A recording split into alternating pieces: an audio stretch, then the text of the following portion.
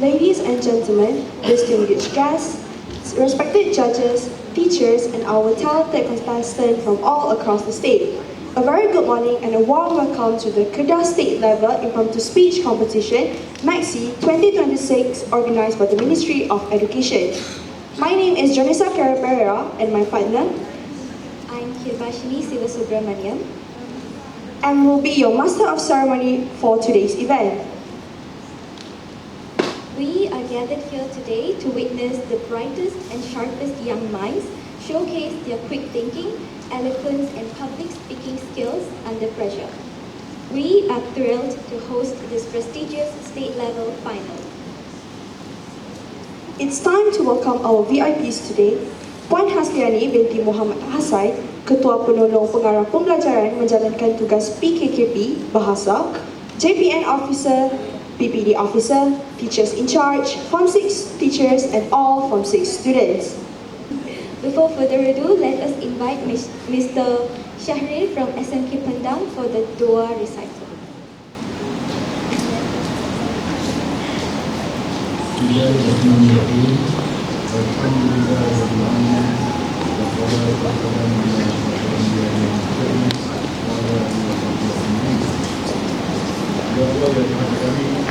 Kami yang masuk pada hari ini untuk menyempurnakan kejayaan kepada kami. Lepas itulah program kami pada hari ini untuk menjaga dan kami dan menggunakan asupan kami. Ya Allah, ya Tuhan kami, gunakanlah pada kami kesehatan yang berpanjangan, pikiran yang luas, minda yang kekal, serta ilmu yang berkembang panjang program ini. Rabbana atina fid dunya hasanah وفي الآخرة حسنة وقنا عذاب النار وصلى الله على سيدنا محمد وعلى آله وصحبه وسلم والحمد لله. Thank you, Mr. Shahril, for the Dua recital. Assalamualaikum warahmatullahi taala wabarakatuh, and a very good morning.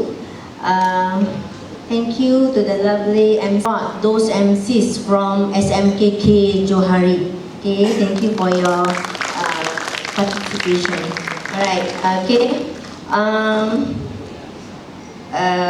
To our guest honor, distinguished judges, we have 5 distinguished judges. To the committee members, teachers, and all the participants of the impromptu speech competition, thank you for coming. Right? So before we begin, I would like to go through a few brief housekeeping matters. The first one is about food and drinks. Actually, food and drinks are provided to all the teachers, to all the participants, and also the committee members. For breakfast, we prepared in the cafeteria, and for lunch, it is a packed meal. Okay, and then don't forget to register. Okay, so we have a register team over there, led by teacher Paumisin at the back. So please do. All right, the next one is. Actually, the competition will begin around 9 a.m. today, and then there are 10 teams from 9 PPDs, okay, who will roar, you know. Okay, don't be afraid, it's okay for you. So take it as, you know, as an experience, all right, and learn from that, okay, you don't have to worry. Alright, and then after that, 1 p.m. we will have lunch break until 1:30. Okay, until 1:30, and then around right after that, we will proceed with the next session of the competition. With the heavy responsibility of evaluating today's speeches. Let us introduce our technical officer for today, Mr. Muhammad Ismir bin Muhammad Ashray from KTE Sultan Salihuddin, and our distinguished judges for today are, first, our Chief Judge, Madam Aisyah binti Haji Othman from SMK Keladi, Our second judge, Madam Balkish binti Muhammad Rashid from KTA Sultan Salihuddin. Our third judge, Dr. Lim Julian from SLK Kir Johari. Our fourth judge, Madam Nur Hidiana binti Zolhani from KTA Sultan Salihuddin, and our fifth judge, Mr. Sanjeev Vijayan from SMK Guru. We also have our official timekeeper for today, Madam Nurul Izni Wajah binti Muhammad Kamal and Madam Noralia Shakira binti Shamsuddin, who will ensure everyone strictly follow the competition rules. Let us give a round of applause to our officials.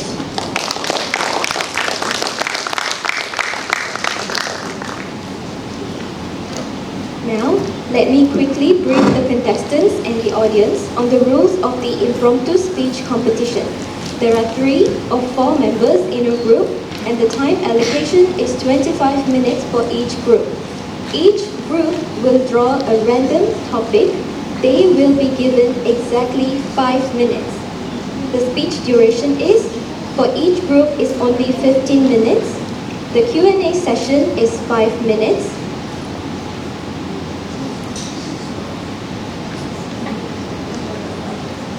I kindly request the audience to switch your phones to silent mode and remain silent during the speeches. Applause is only allowed before and after a speaker finishes. And also not to forget, welcome to Mr. Hassan Haswani, our advisor for today's event. Please welcome group number 1, SMK Dato Sheikh Ahmad.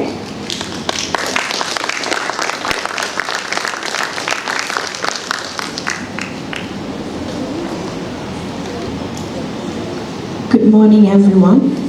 So this is the question. Artificial intelligence, a helpful assistant or a threat to students' learning? Discuss.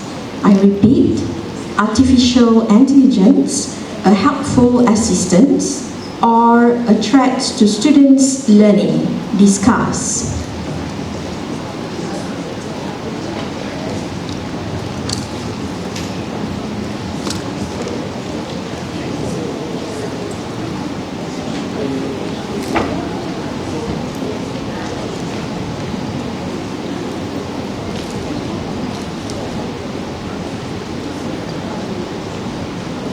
One, are you ready? You may start now. Good morning, everyone. One topic that is worth discussing today is artificial intelligence, also known as AI.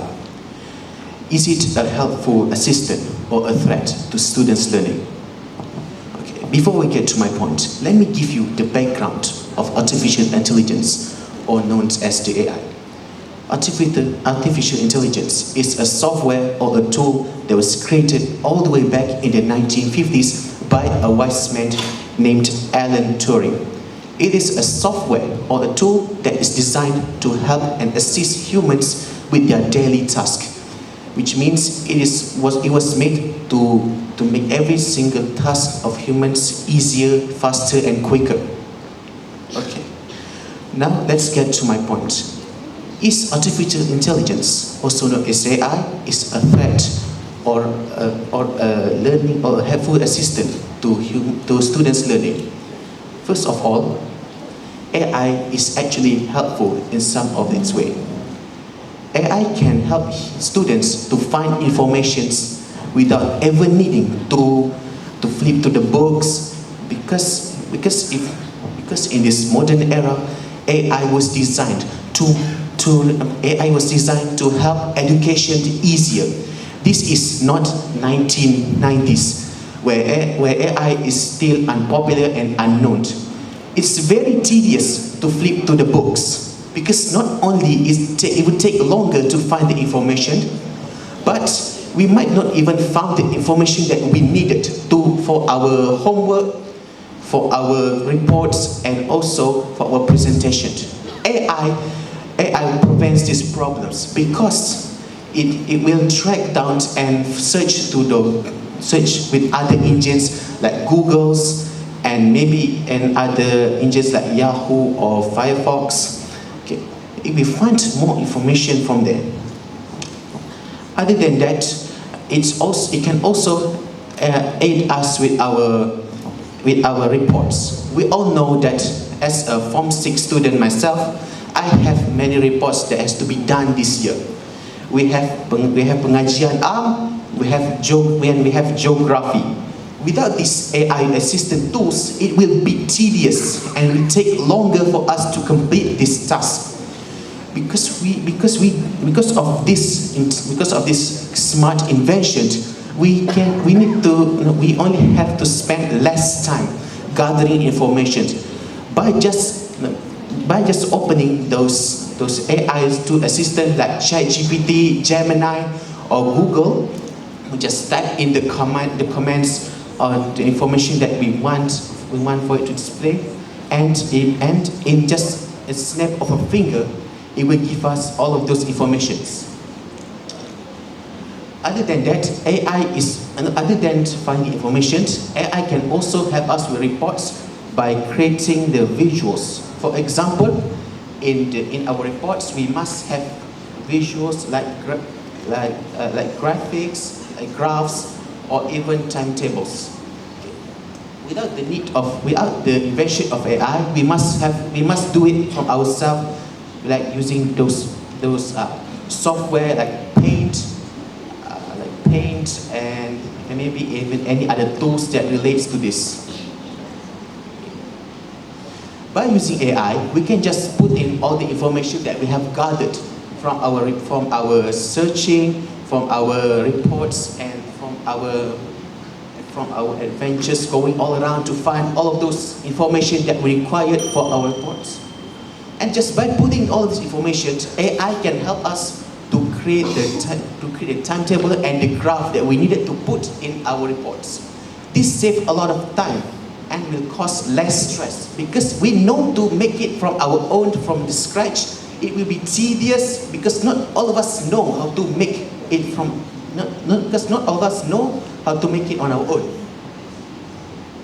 Okay, and last but not least,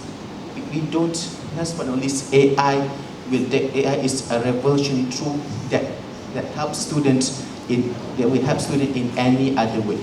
Other than creating reports and homeworks, we can also research on it for our upcoming exam.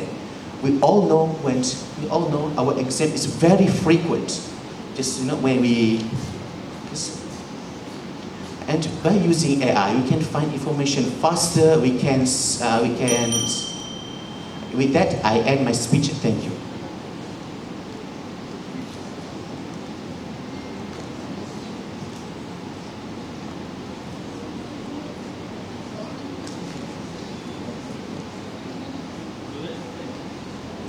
Thank you, Mr. Harris. You have provided a useful insight on these issues. Now let me ask you something.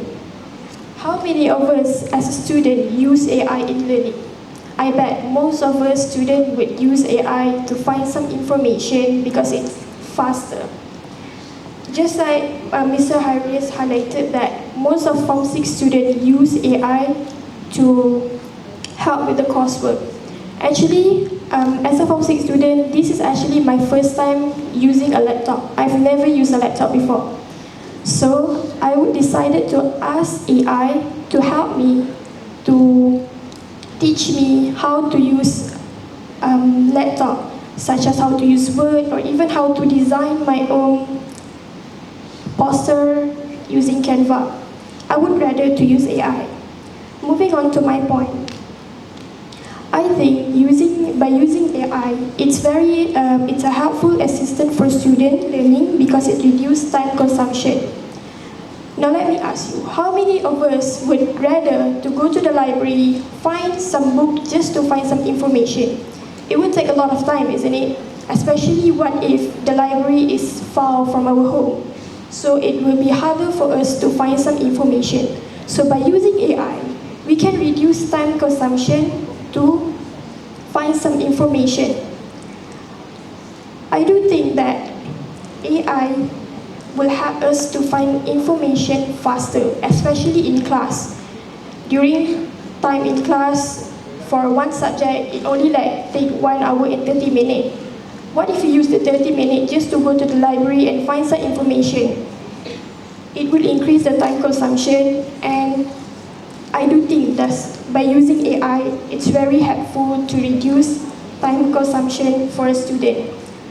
Moving on to my next point, I think AI lessens the burden of a student. As you know, Form 6 student, we struggle with the subject, we struggle with the exam, or even with the coursework. By using AI, it can help us lessen the burden because it will help us to, just like I said, it will help us to find some information and reduce time consumption. So we would just do our homework and do our coursework faster. So this could help us to lessen the burden for a student, especially for a Form 6 student.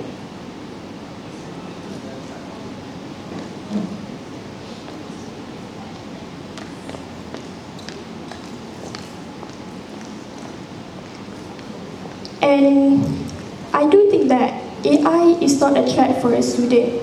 It depends on the individual itself. If you use AI too much, you will over-reliance on the AI. You will become lazy to think. You just use AI because I bet most of us just take a picture of the question and just use AI on that. So it depends on the individual itself. So to sum up with everything, I think that AI is not a threat for a student. It's a helpful assistant based on the individual itself. Thank you.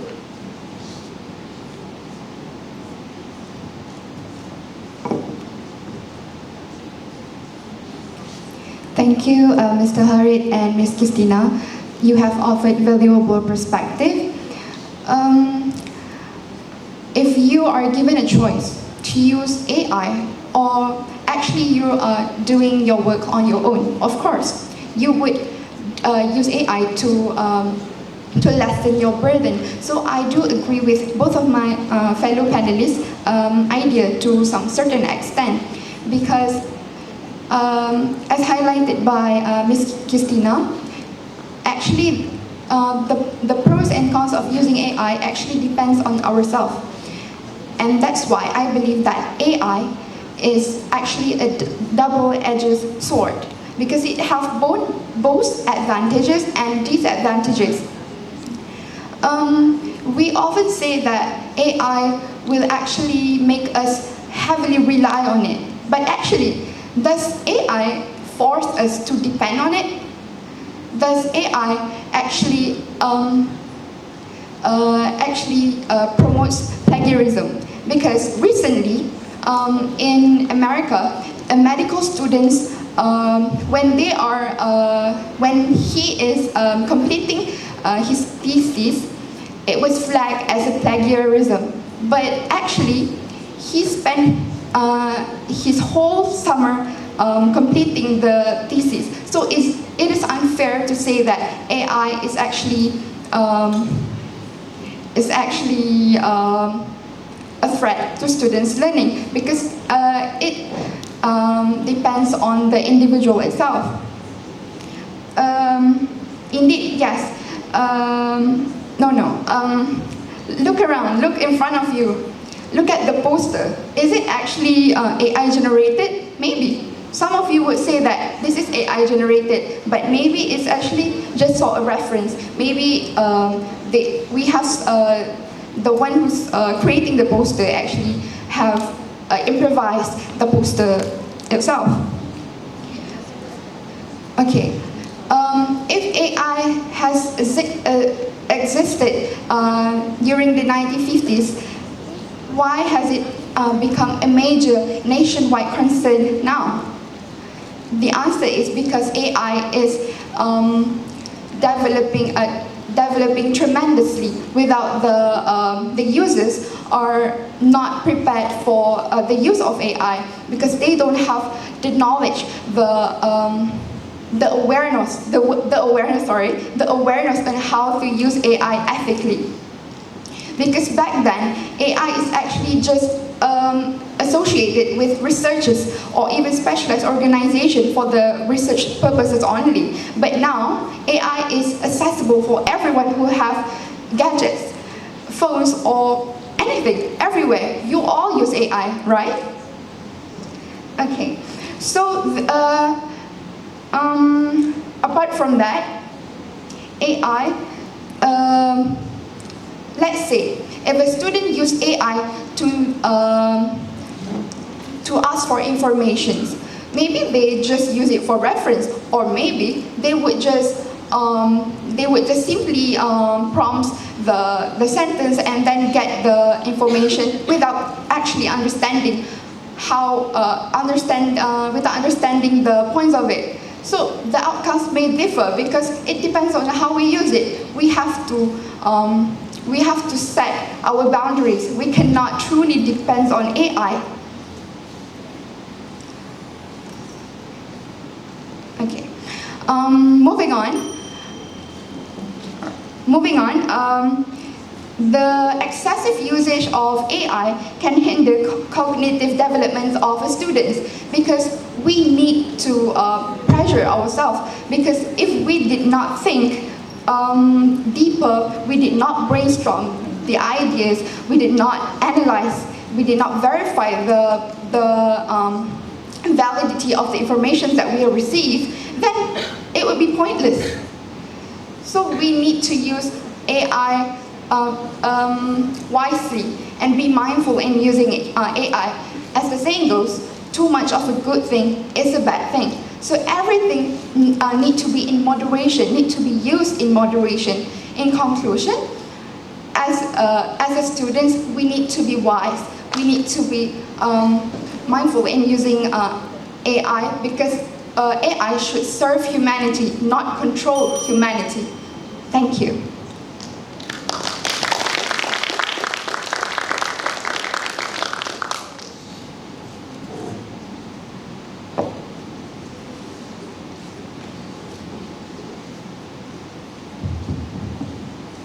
Well done, everyone.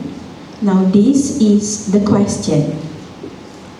What if artificial intelligence becomes so advanced that teachers cannot tell whether a student's work is AI generated? What should schools do? I repeat, what if AI becomes so advanced that teachers cannot tell whether a student's work is AI generated? What should schools do?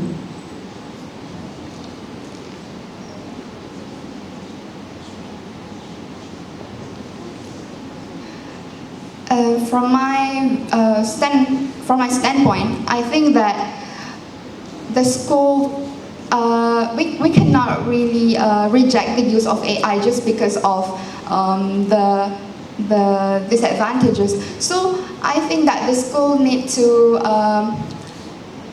increase the works that is face to face, that requires that includes face to face interactions, to avoid it. To avoid the use of AI. For instance, maybe during for instance, like this, during wet speaking, maybe the teachers would give a topic to discuss tomorrow. But if the teacher give the topic and then let the students brainstorm on their own, then they are not using AI, they are using their own mind.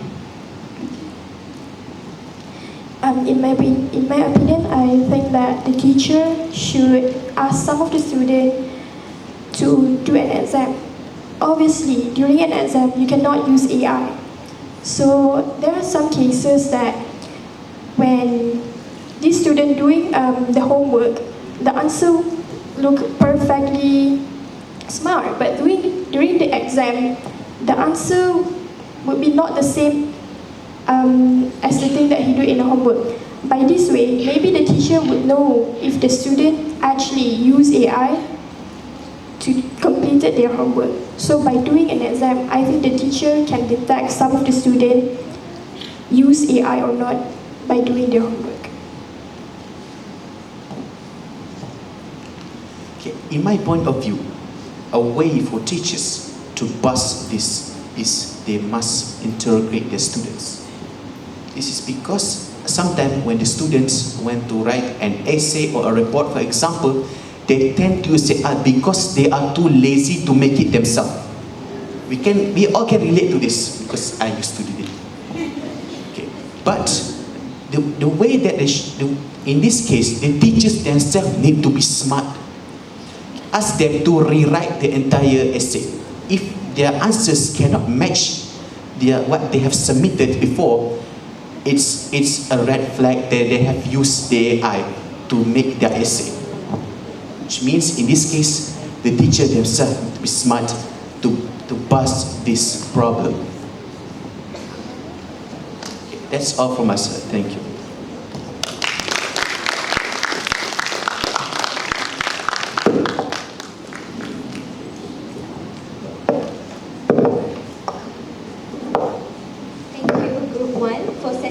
High standard for today. Now, let us welcome to the stage group number 2.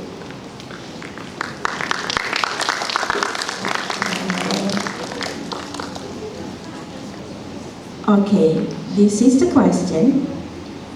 Is genetically modified GM food safer and more beneficial than organic food? I repeat, is genetically modified GM food safer and more beneficial than organic food?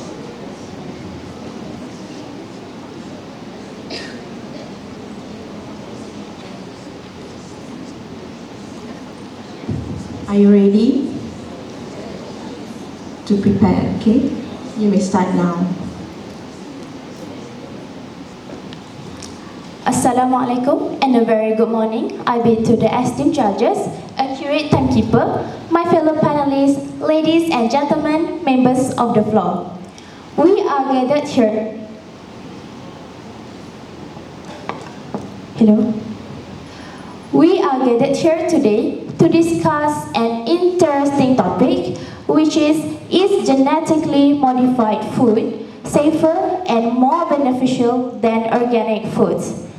In my own opinions, I'm agree that genetically modified foods is safer and more beneficial than organic foods. Why? So, moving on to my first point, which is genetically modified food is very safer than organic food.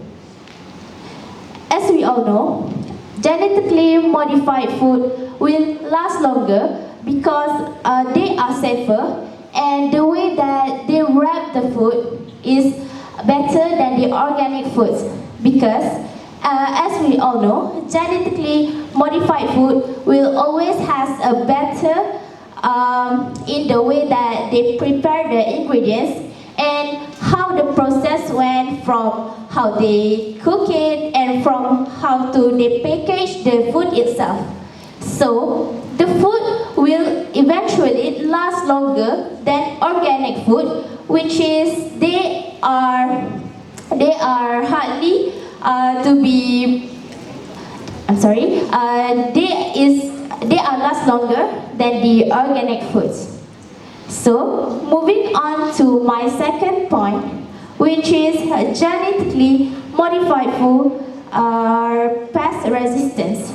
So, if I ask you guys, ladies and gentlemen, did you all know what is pest resistance? So, pest resistance is actually a resistance from the insects that will damage the food itself. Because I think some of the foods, they are not nicely wrapped. And I also think that By doing some process that require the food to be marinated longer, it will help them to avoid the food from being expired in a short periods of time. So I think genetically modified food is very beneficial than the organic foods. So moving on to my third point, which is genetically modified food lasts longer than organic food itself. So, as we all know, genetically modified food already have been through a lot of process, and they are being marinated longer than organic food itself. Because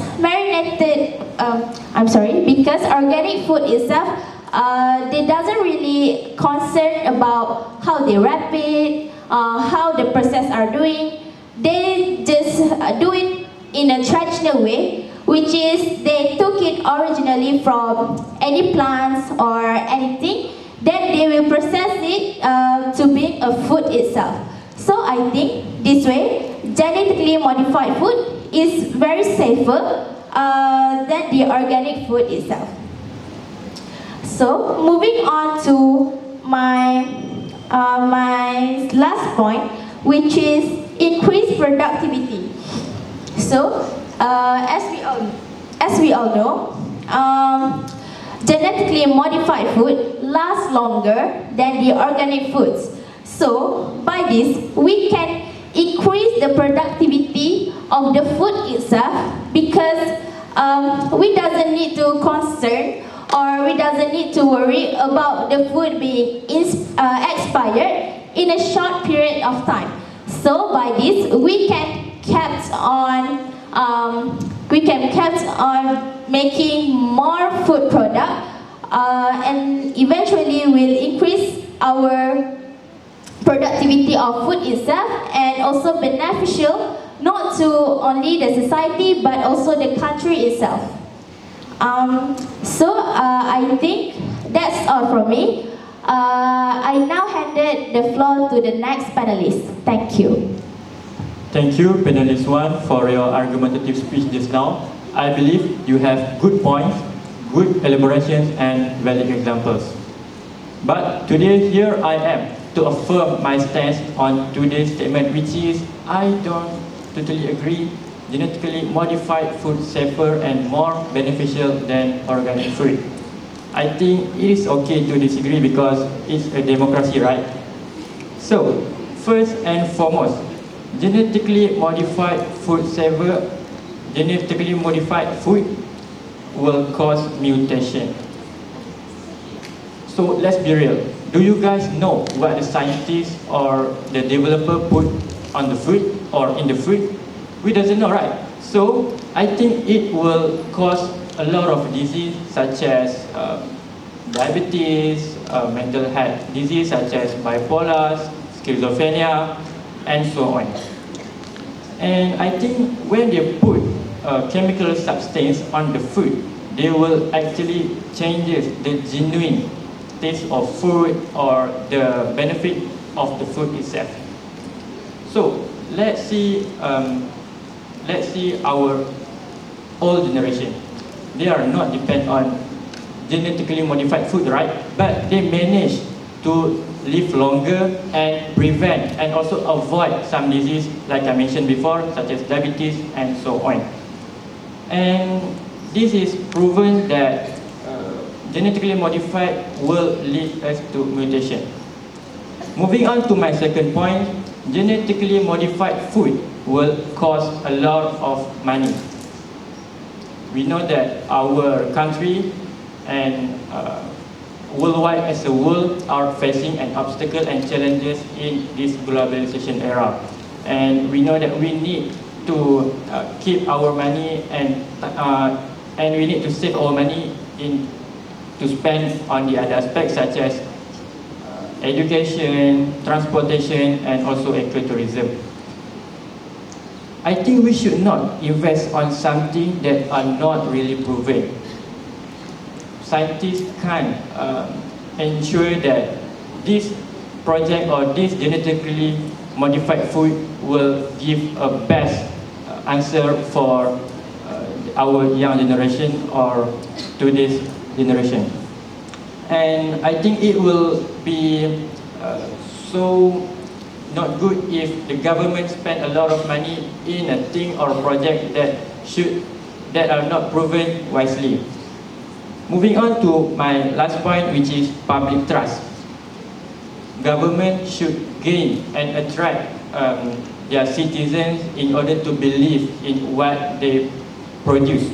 So when the citizens not believe or give their respect to what the government do, how the country will be improved in the food aspect.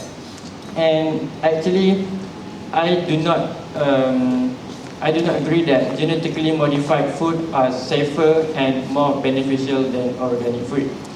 To conclude all of my point, I think organic food is more safer and beneficial for our country and young generation. So I think that's all coming from me. I will pass the floor to the third panelist. Thank you. Thank you to my both panelists, panel 1 and also panel 2, for the alignment on today's statement, which is genetically modified food safer and more beneficial than organic food?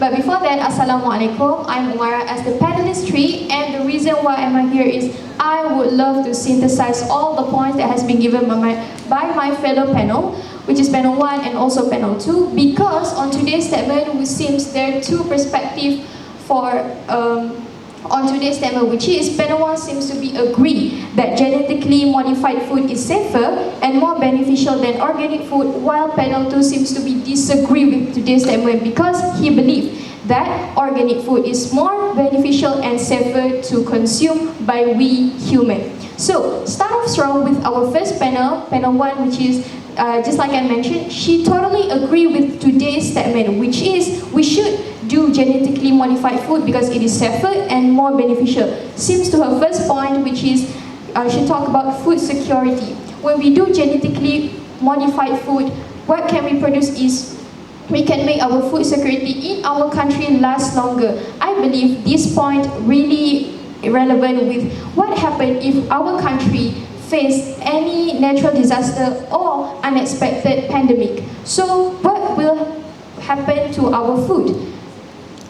So when we do modified food, when we do genetically modified food, we can secure our food security and it will be more safer for us to consume food. Moving on to her second point, she mentioned about how genetically modified food safer can overcome climate change. I believe this is also a relevant point for her to argue for today because climate change happens all the time. Obviously in Malaysia we have tropical change, we have tropical climate. We cannot expect something. Maybe today it'll be raining and then tomorrow it'll be so hot and goes on for the next year. So I believe we should do genetically modified food for overcome climate change. But on the other hand, our second panel, he don't really agree on today's statement because he believed that organic food is more safer. Because first of all, he mentioned about mutation. I believe what happens if we consume food and then we become a ninja turtle?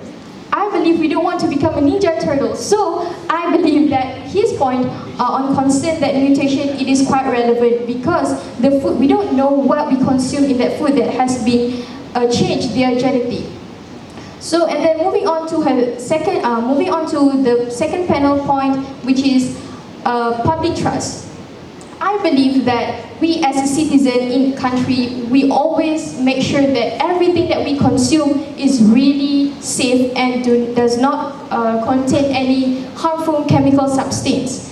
Do you want to consume food that have chemical substance that are really harmful for your body? Ladies and gentlemen, I ask you guys, I believe none of these people on today's discussion don't want to consume any chemical substance for their body because all of us want to live long, right? We have a long life to enjoy. Why should we consume some things that are really harmful to our body? So I believe that his second point also relevant on today's statement. about the public trust. And then the last statement, the last point that he gave, which is expensive cost. I believe Malaysia is one of the country is a country that's still developing. So in order to make sure that our country can do genetically modified food success, it is quite expensive for us to afford this kind of technology, because even we want to change our country into AI country, it is quite hard. So what if we want to change to genetically modified food? It is way more harder. So I believe, ladies and gentlemen, what should we do on today's statement? We should find a solution. So government, what do they have to do? Government should at least have a policy framework to make sure the process of making food in this genetically modified process more safer. They should have a protocol for the process to make sure that there is no harmful substance in the process of making the genetically modified food. And also all parties should take part, that they have to make sure the food that they consume is not harmful. So with that being said, I believe on today's statement we should not justify, we should not blame each parties, either we blame panel 1 and also panel 2, but we should find solution to make sure our citizens in our country consume a healthy food for their life. That is all coming from me as a panel 3. Thank you.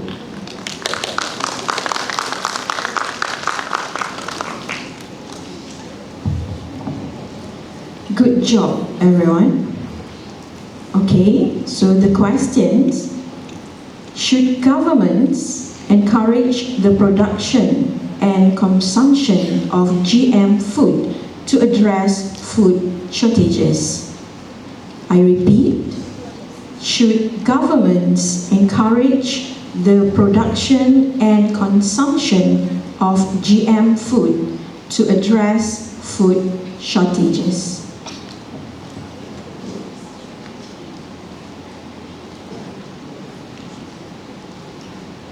Once again, Assalamualaikum warahmatullahi wabarakatuh, and thank you for the question.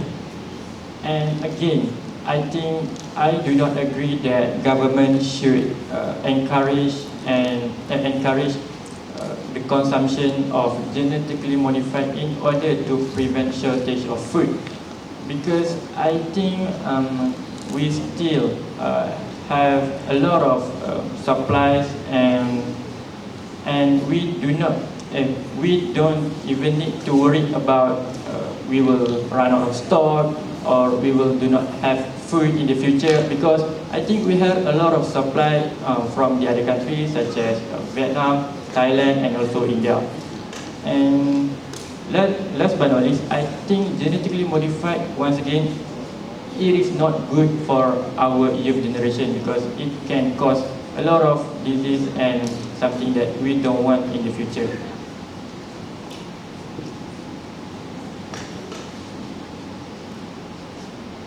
Okay. In my opinion, I agree that the government should encourage the productions and consumptions of GM foods to avoid food shortage. And yes, like I said before, I do agree, because the genetically modified food, like I said before, lasts longer than the organic food itself. So by this, I think it is very beneficial to the society and also the economy of our own country, because we can keep on producing more and more foods and without getting to worry, and we doesn't need to concern of how much longer the food will last. And I think it will also be something that, like I said before, be beneficial to our own country, because the genetically modified food are more safer in the way that they process the food itself. So I think I did agree that the productions of genetically modified food should be encouraged in this world. Thank you. I agree with you, panel 1, and I'm sorry, panel 2 today. I think today girls get a win, because I I believe that government should encourage genetically modified food to address food shortages, because I believe that we cannot neglect the technology to modify food. So food shortages is something that we cannot overcome that simply. So I believe that by doing genetically modified food can help us to overcome food shortages, because even though if we have organic food in our food security, but at the end of the day that food will be finished, consumed by us, the citizen in our country. So I believe by government encouraging the citizen and also the country to do genetically modified food in order to overcome food shortages is quite relevant, and I think all of us should be ready with these changes in our country, because we should be ready for whatever things, unexpected emergency that will happen in our country. But I believe not only in our country but globally. So these things is not something that new, but we are the ones should adapt with these new changes, and there's nothing wrong with the government to encourage genetically modified food, because not only we can overcome food shortages, but also we can enhance the economy in our country. Don't you guys agree with me? Because when we have a lot of food, what can we do with that food? We can import and we can export them to the other country, and not only we can overcome food shortages, but also we can increase the economy in our country. So with that being said, I believe that is all coming from us. Thank you.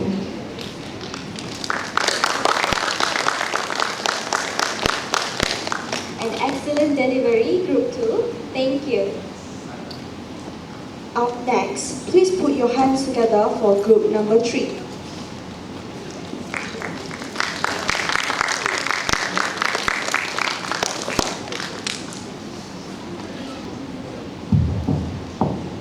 Ladies and gentlemen, this is the question. How can green and smart technology help reduce environmental problems and climate change? I repeat, how can green and smart technology help reduce environmental problems and climate change?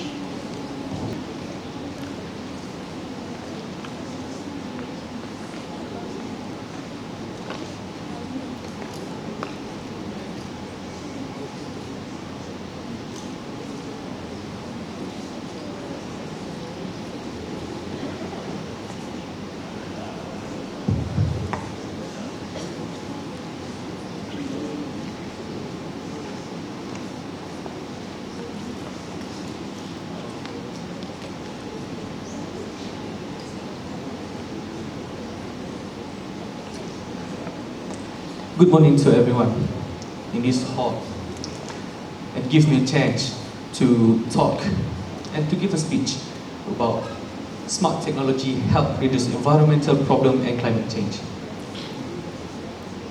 First of all, I want to say to you guys that technology have evolved from time to time and make our lives easier. Let me tell you one ayah in the Quran. It sounds أعوذ بالله من الشيطان الرجيم والخيل والبغال والحمير تركبوها وزنة ويخلق ما لا تعلمون. In English, it says, He has created the horse, the donkey, and the mule, and He created something that you don't even know. And this ayah gives us an explanation that He has created technology itself, something that we don't even know will be something to change our life. So let's move to my first point. Believe it or not, we have the technology to change the climate. I don't know if you guys have seen this film, that is Geostorm.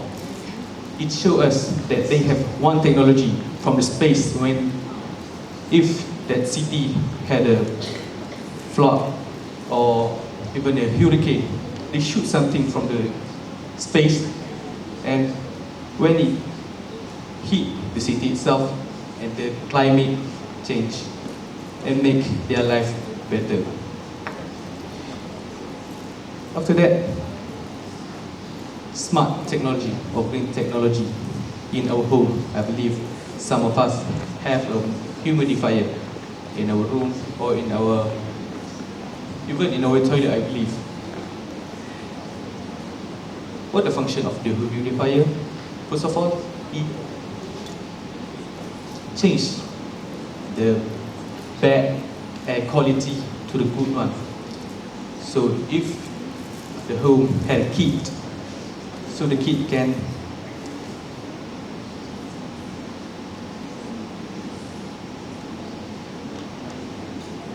will breathe into fresh air. Move to my next point.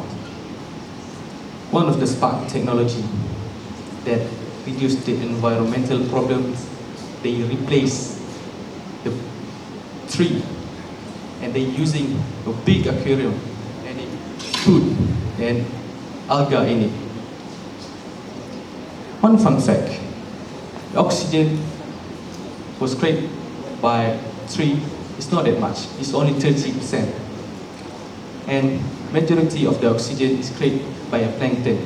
And because of that, in a big city, I believe it, in New York, if I'm not mistaken, they use a big aquarium and they put the plankton in it. Because they want to reduce the carbon dioxide in that city. Because we know the New York City is one of the busiest city in the world. And because of that, they doesn't have any tree. And if they want to plant it, it will take a longer time for it to grow up. And they, in New York, use a big aquarium and put a plankton to reduce the carbon dioxide there. After that, I believe in this hall, maybe some of you guys have an electric vehicle. There's a green and smart technology for us. Why? Because it replaces the petroleum car and make our life better. Because when the carbon dioxide is been reduced, the city will be way more colder than before. And I think that's all of my points for today. Thank you.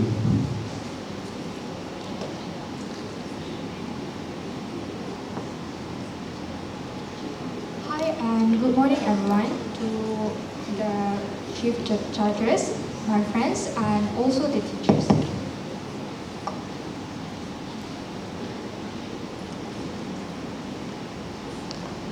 It is a great point coming from my panelists, but however great his point is, I partly disagree at some point. Yes, I agree. Green and smart technology is indeed essential in our life. It has made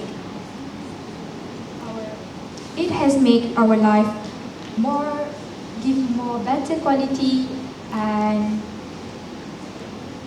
make our life much easier. But let's not forget something. Green and smart technology, our country is not developed for smart technology.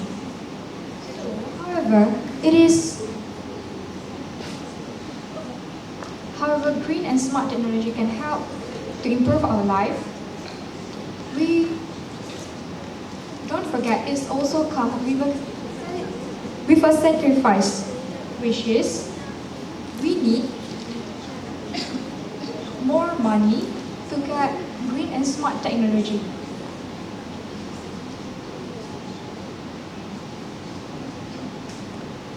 And I believe green and smart technology also can cause the economic growth decreases.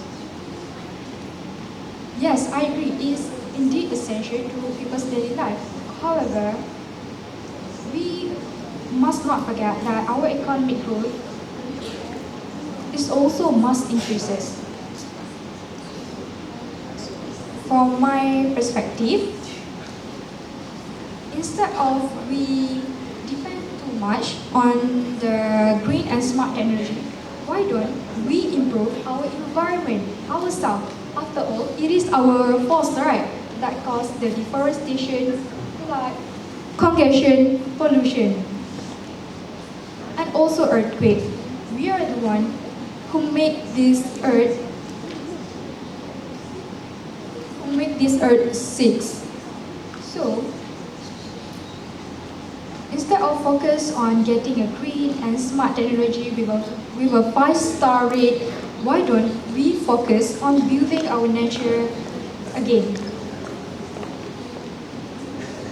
Instead of we using smart technology in our home, because I believe not all of us can afford having a smart technology in our home.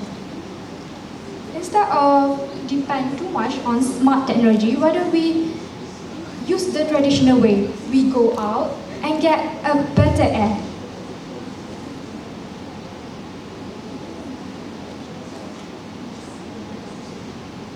Get better air and also nature light.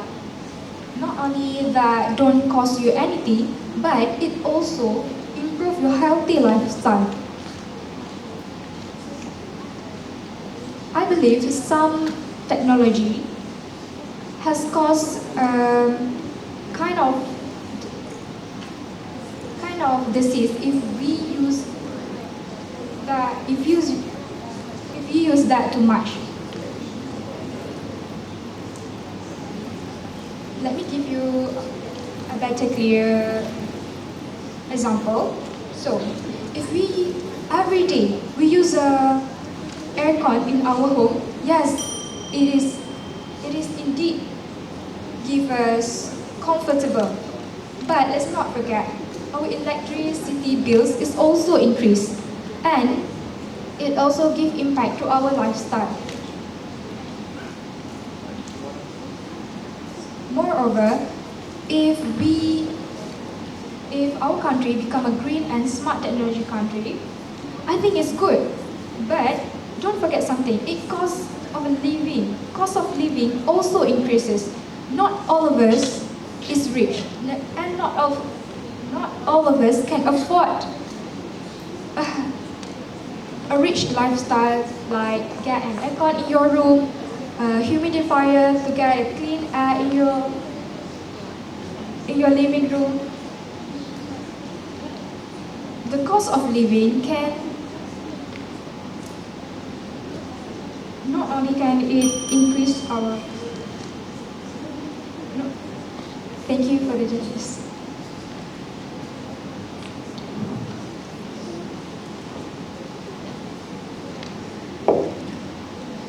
Yes. All right. Wow, what a great point that has been represented for both of my panelists. Like my second panelist said that about how we, from a perspective from the government side, how we need to apply the green and smart technology to every house, every home that need to have a smart and green technology. How? The price of getting this green and smart technology is very expensive. So how the government want to have how the government need to find a way for this solution to this problem? The government should giving them budget money for them to use to buy a green and smart technology. They should lower the price of getting the green and smart technology. For example, the use of the panel solar. We use a panel solar for the investment they're using for the house. For example, we use it for shower. Using a solar to reduce electricity bill can help any other people, everyone, be able to buy the equipment or tools that imply of green and technology and smart technology. How about the climate change? How green and smart technology help to reduce the climate change? You know, the climate change, for example, flood. How can we find a solution to reduce a flood that happened to us? How? We can take example of KL. They use a smart technology to reduce the risk of flood. Sorry. Second to my point, one of my panels said that he watched the film called Geostorm. People doesn't have to rely too much on technology. Instead, they have to improve their behavior instead of relying too much on technology. They have to use a smart way to stop reducing the climate change. For example, the acid rain. How the acid rain is impossible to stop because we use a car that imply that the car out of carbon monoxide and carbon dioxide, giving the opportunity for acid rain to happen. So that's why we use a green and smart technology. For example, electricity car like BYD or EV cars that doesn't have to use a petrol or gas to out of carbon monoxide and carbon dioxide. So that's how we stop the climate change of our country. In educational side, school should provide and apply the green and smart technology for students to acknowledge the use of green and smart technology. How important of that? How important are the tools and how to use it? So that's why as teacher or even the government should give a budget for school to provide technology and green technology.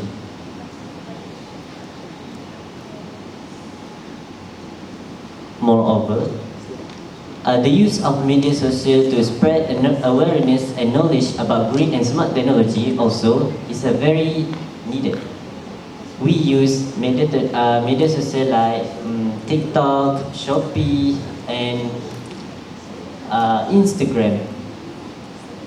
Have you guys ever seen the comment of "That's all from us, thank you"?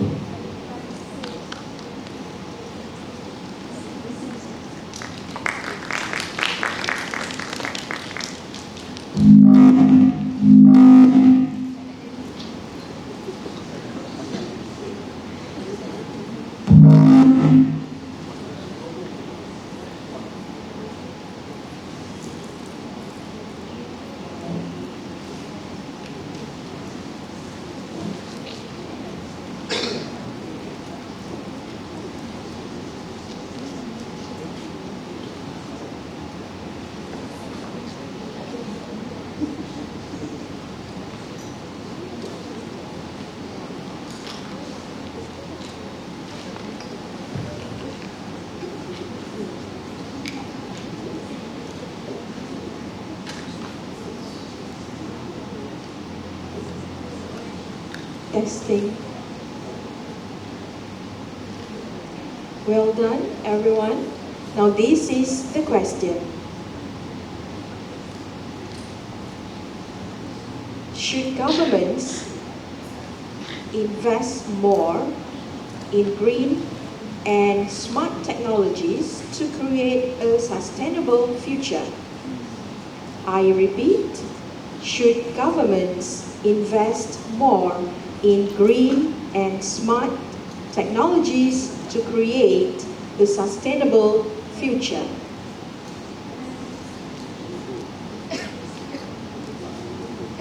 From my point of view, obviously, government need to spend a bit of money to help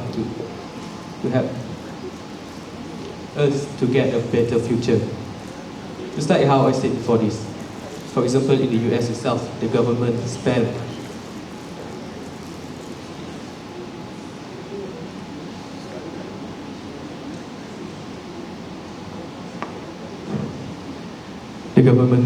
spent money on something to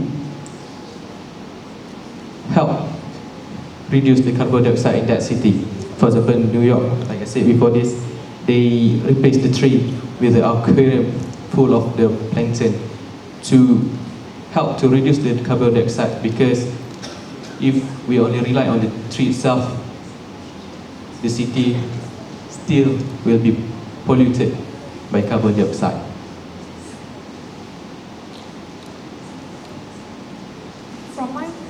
From my perspective, I think government should not invest too much on green and smart technology. It is indeed an wise investment to invest in green and smart technology, just to change labor workers to better technology to improve our life. I don't think government should invest that much to green and smart technology. I have a proof that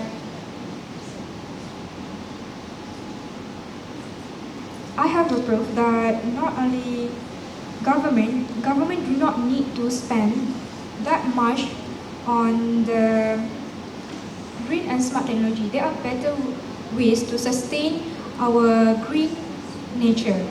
So first of all, we also know that government has made a strict policy for every businesses, include grocery store, industries, and also factories. So for example, every weekend they do not provide us a plastic bag, and if you want to get a plastic bag, you have to buy at least 20 cents per bag. When I was a kid, I don't understand. It is such a problem for me. But later, when I go home, I realized something.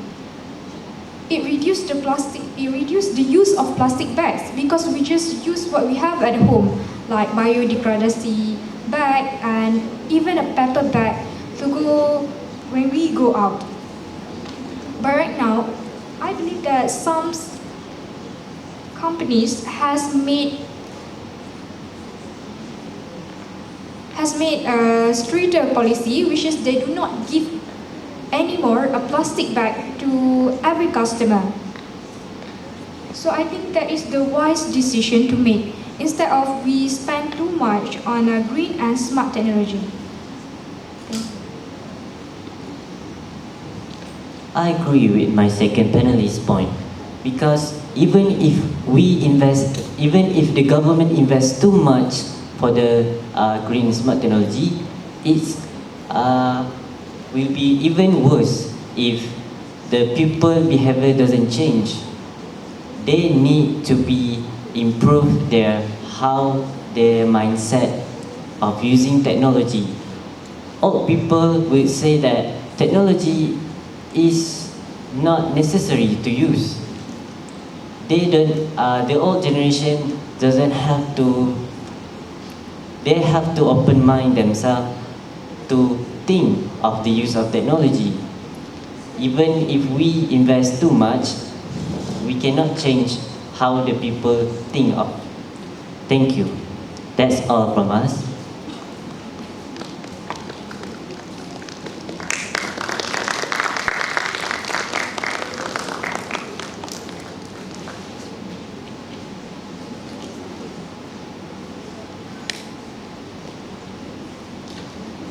Thank you, Group 3, for that insightful speech.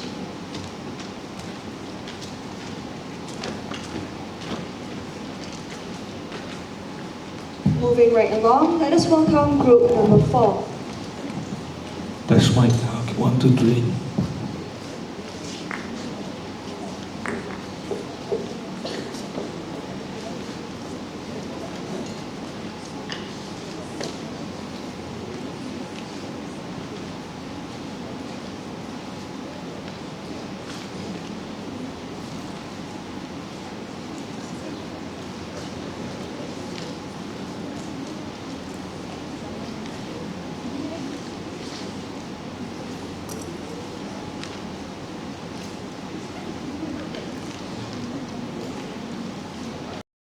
Ladies and gentlemen, this is the question. The integration of artificial intelligence into education represents a significant opportunity to enhance learning, but it may also challenge students' independence, creativity, and academic integrity. Discuss. I repeat, the integration of AI into education represents a significant opportunity to enhance learning, but it may also challenge students' independence, creativity, and academic integrity. Discuss.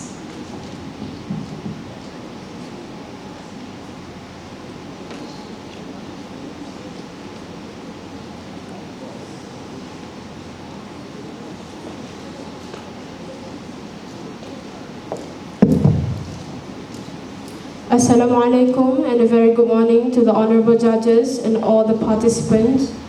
Today I would like to stand before you to talk about a topic that is highly relevant in our lives, which is AI, artificial intelligence. AI is widely used in our lives, especially students and in especially educations. AI is available for us to access it in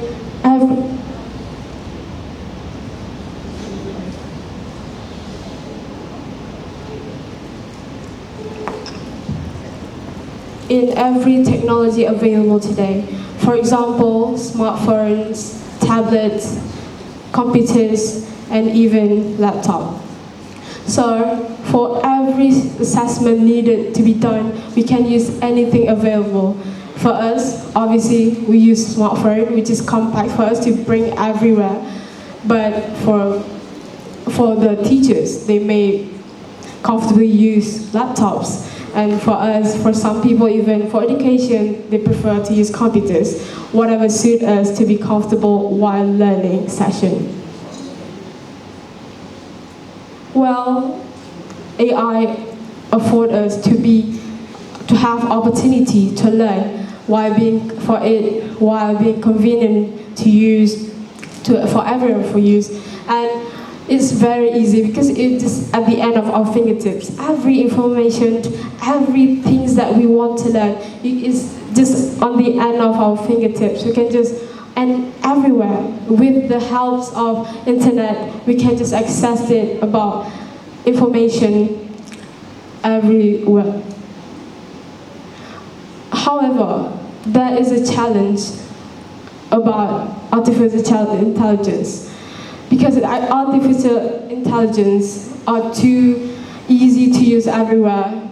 That is just a challenge for us, because for us, especially younger generations, it's rather than the older generation, it's hard for them to have access. For them to they have to go to library to search for information. They have to go to the authorities, the teachers, the professors to search, to learn for information. And those things are not available all the time. For older generations, they have to, even libraries, some libraries before then, they don't available for 24 hours. So they have to stop time. They have a time limit where they have to learning session, and even teachers and professors, the manpower, they don't have the manpower used for every single day use, and not 24 hours you can search it all the time. So it makes it a challenge for us because it's easy, and for us just too hard to learn it. And I think from my standpoint, I think academic integrity is definitely a challenge from academic integrity. This is because I think from my standpoint, university, they're very used to laptops. They use it, they have to bring it every single where. And because of assignment, they have to do the assignment in the laptop. And it is the education is different from high school to college to university is different.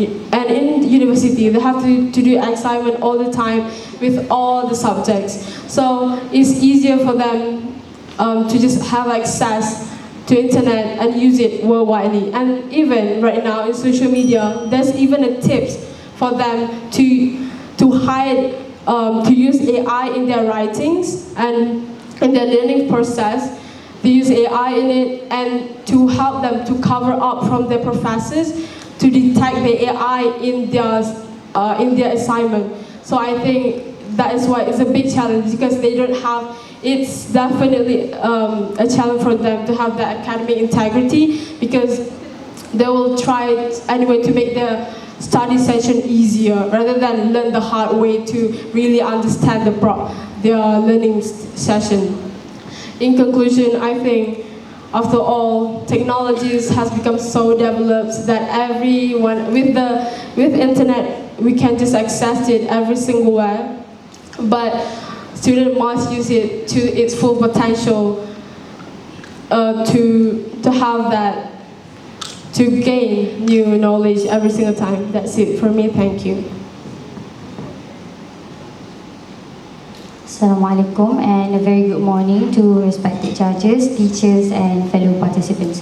Thank you Amruna for your brilliant ideas. But from my point of view, let me ask you something. Do you know what is AI or artificial intelligence? We all know that AI is a tool that was created to make decisions, solve problems, and that opens the door to obtain knowledge. This is because AI generates more specific explanations for students for harder questions. So this can help students, this can help make learning more easier, and it can help students to search for information. Why I said this? Because in this modernization era, AI is prevalent among students. If you ask anyone in this room, do they use AI in their daily schools? Yes, they use it because it helps them to make their learning progress easier. And this AI, these innovations, these smart innovations helps students not only in education but also to pursue further studies and maybe in job opportunities. So on the other side, let's see the challenge that these innovations AI has made. It has made students more, as they stated, independent, lack of independence and creativity. Why I said this, my reason to say this, because AI has become a wall to sharpen students' cognitive skills. Because AI has provided them a ready-made answer. For example, in writing their thesis, they can just ask, can you help me to generate a thesis for this topic? And it will give you a full writings, full essays and paragraph, and you will not have to think about it. So this AI has both disadvantages and advantages.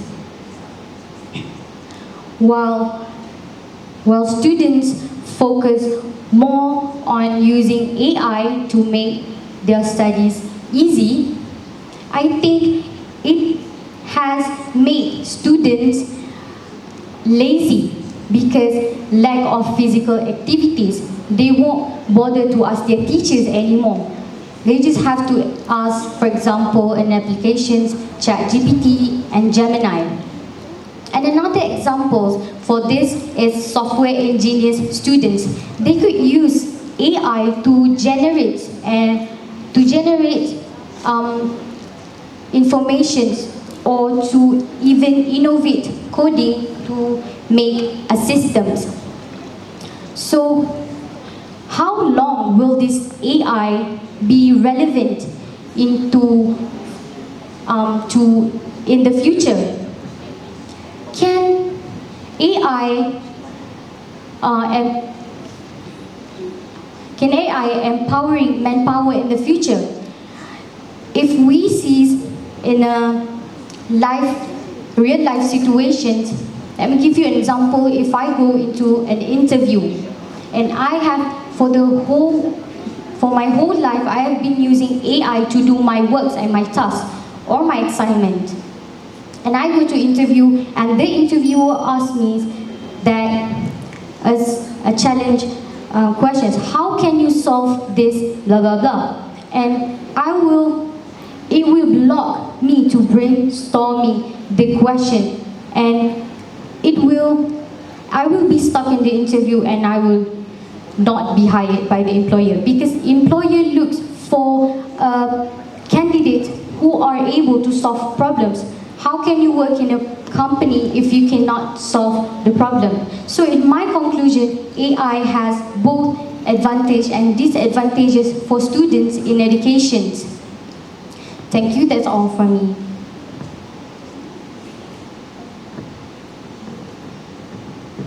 Assalamualaikum warahmatullahi wabarakatuh, and a very good morning to the respected judges, teachers, and my fellow friends. Thank you, Iklima. I'm completely agree with your points. However, I have a slightly different perspective on this issue. Have you ever stopped and wondered why artificial intelligence has become a relevant aspect in our lives? So today, I would like to dive into the topic of artificial intelligence. From my point of view, I completely agree with the statement that artificial intelligence may also challenge students' independence, creativity, and academic integrity. My reason for saying this is because it will make students too comfortable in learning using AI. This is because it will prevent students' responsibility to be more independent on their own, so that students cannot depend on AI as ChatGPT or Gemini to answer most of their tasks.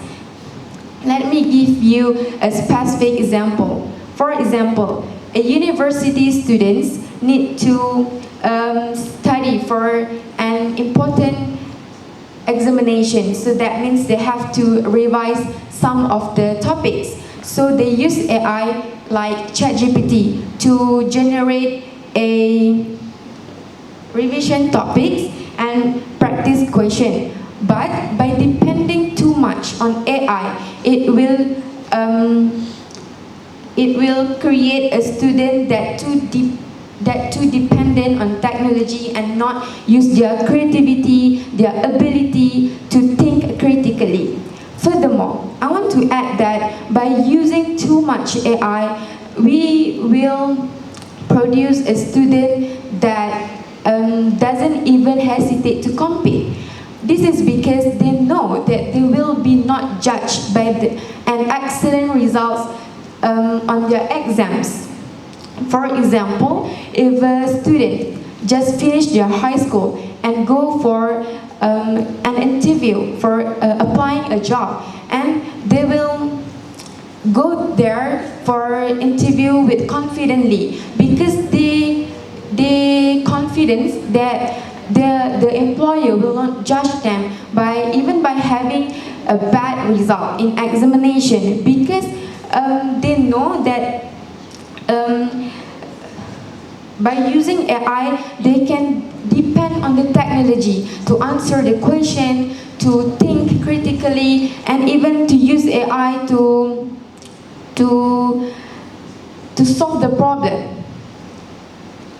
As a result, can you imagine by having society that doesn't even hesitate to compete and depend on AI too much, it will affect to the economic growth, because can you imagine if our country's economic field will be content lots of workers that does not have the credibility, creativity, innovative, so it will affect to the investors' confidence to invest in our country.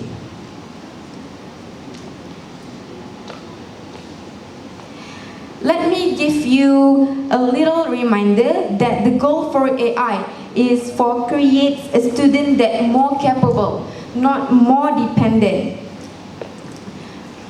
Moreover, I want to stand my last points that by having depend too much on AI, it will produce a person that are lazy to use their own credibility to think, to solve the problems on their own, and as a result, it will produce a person that does not even hesitate to think critically in their daily lives. To conclude, I would like to highlight that artificial intelligence also has its own advantages and disadvantages. That's all from me. Thank you.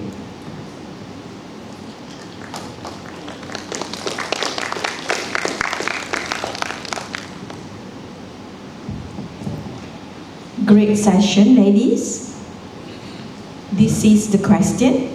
Should Malaysia reduce the emphasis on examinations and place greater importance on students' skills, creativity, and problem-solving abilities?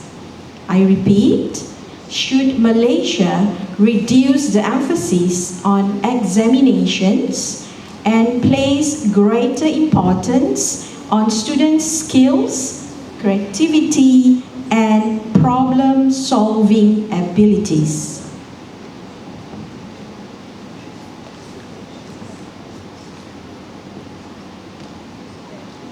Thank you, judges. I will start with my point is,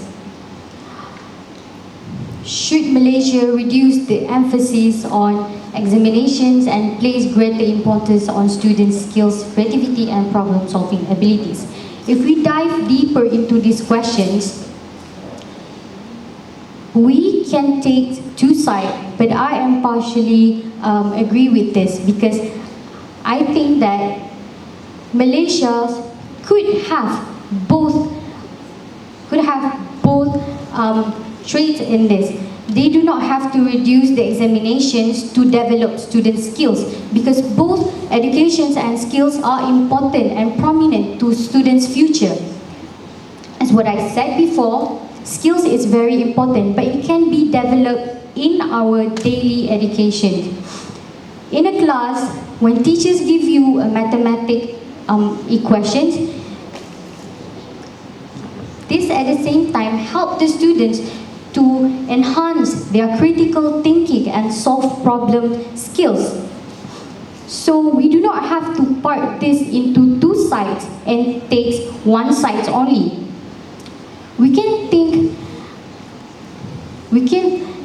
think broader way, where we can do two things at one time.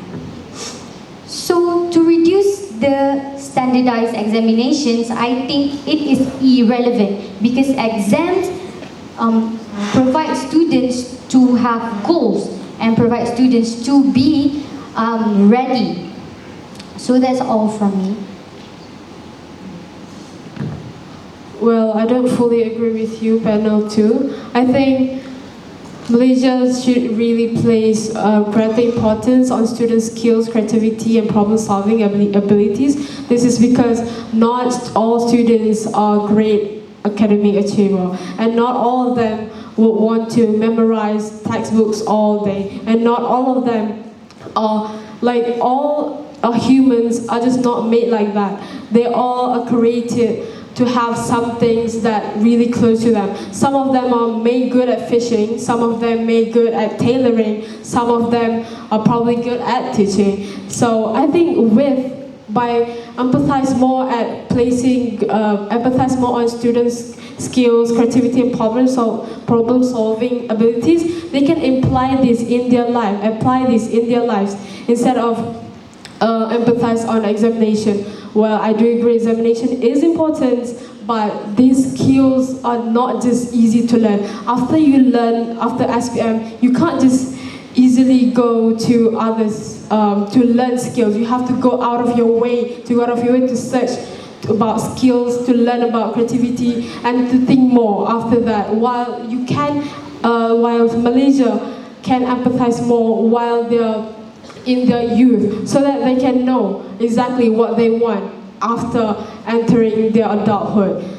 And after that, they will get a job. So they already know what they want to get a job. That's it from me. Thank you, Aruna. From my point of view, I think Malaysia should place greater importance on student skills, creativity, and problem-solving abilities. My reason for saying this is because it will give the opportunity for students to prepare for their adulthood. Let me give you an example. If a student does not even know how to use their money wisely. So can you imagine, especially for us youngsters, it become trending for us to go for cafe hunting, to try a new menu like matcha latte or strawberry matcha. So how can you use your money wisely if you does not even know how to use your money by prioritize your needs first? For transportation, especially for students that are far away from their workplaces, their universities. So that is why I think Malaysia should place greater importance on student skills, creativity, and problem-solving abilities. That's all from me. Thank you.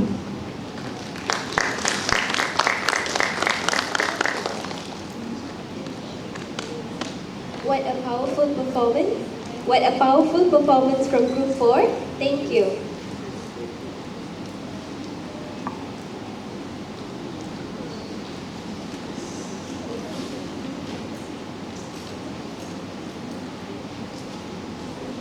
Hello.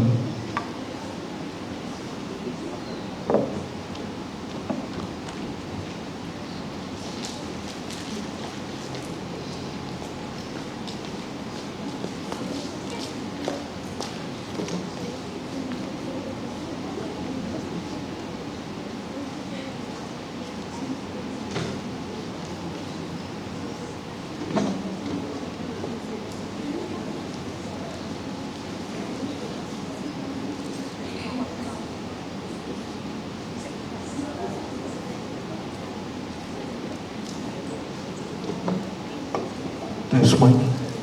Test 1, 2, 3. We are now halfway through our lineup.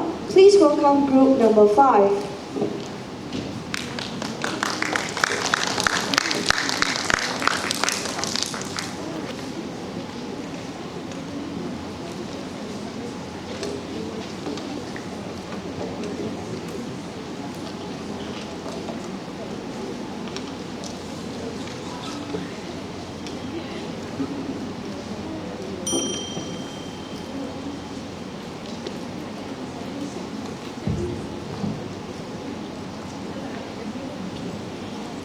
Ladies and gentlemen, please listen carefully.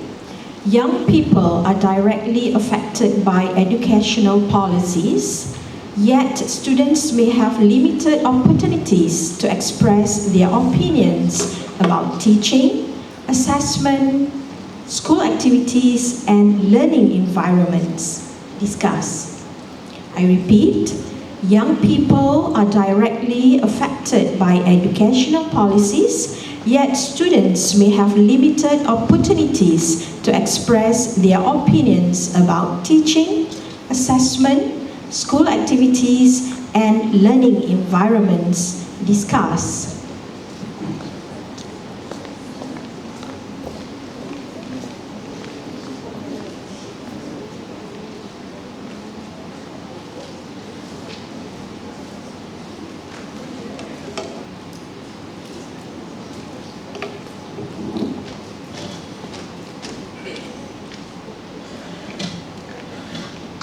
Good morning, and thank you very much to the judges for giving us these very intriguing questions.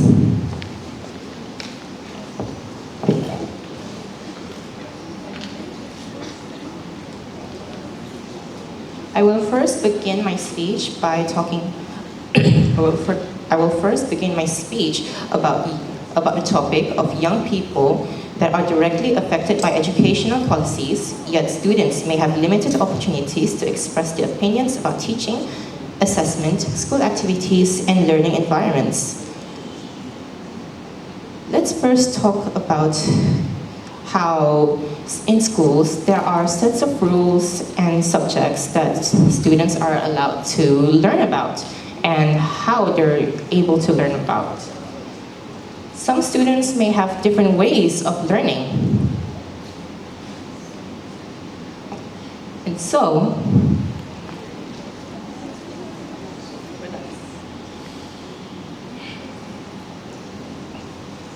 students don't always learn the same ways. Some students may benefit from reading, some may benefit from listening, and some might even learn from different ways of reading that people don't really even know.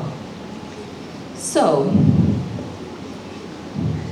education system should let learning be a flexible thing, such as let students decide what they want to learn when they learn, or how they want to learn it.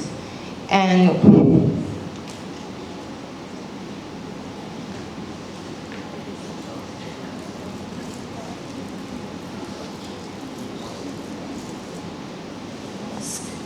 as for my second point, school activities are mostly dependent on the popularity, such as football, and Petah is less well known. Mostly trios to local plays like. Okay.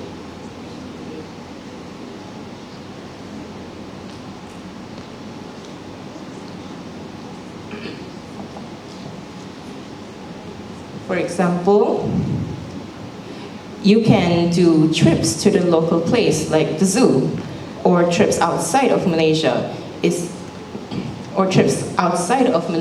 to conduct education. And some teachers' methods of teaching may not work on students. Therefore, teachers must learn other ways to teach their students, such as discussing with them, learning about them, and understanding them. And that way, students can be more beneficial to learning into a new era of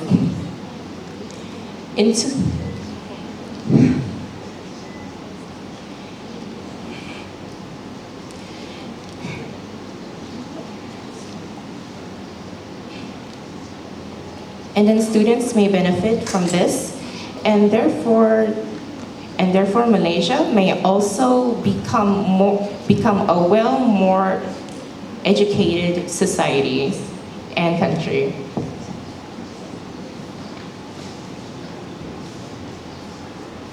Assalamualaikum warahmatullahi wabarakatuh. And good morning to my honorable judges and to all the participants here.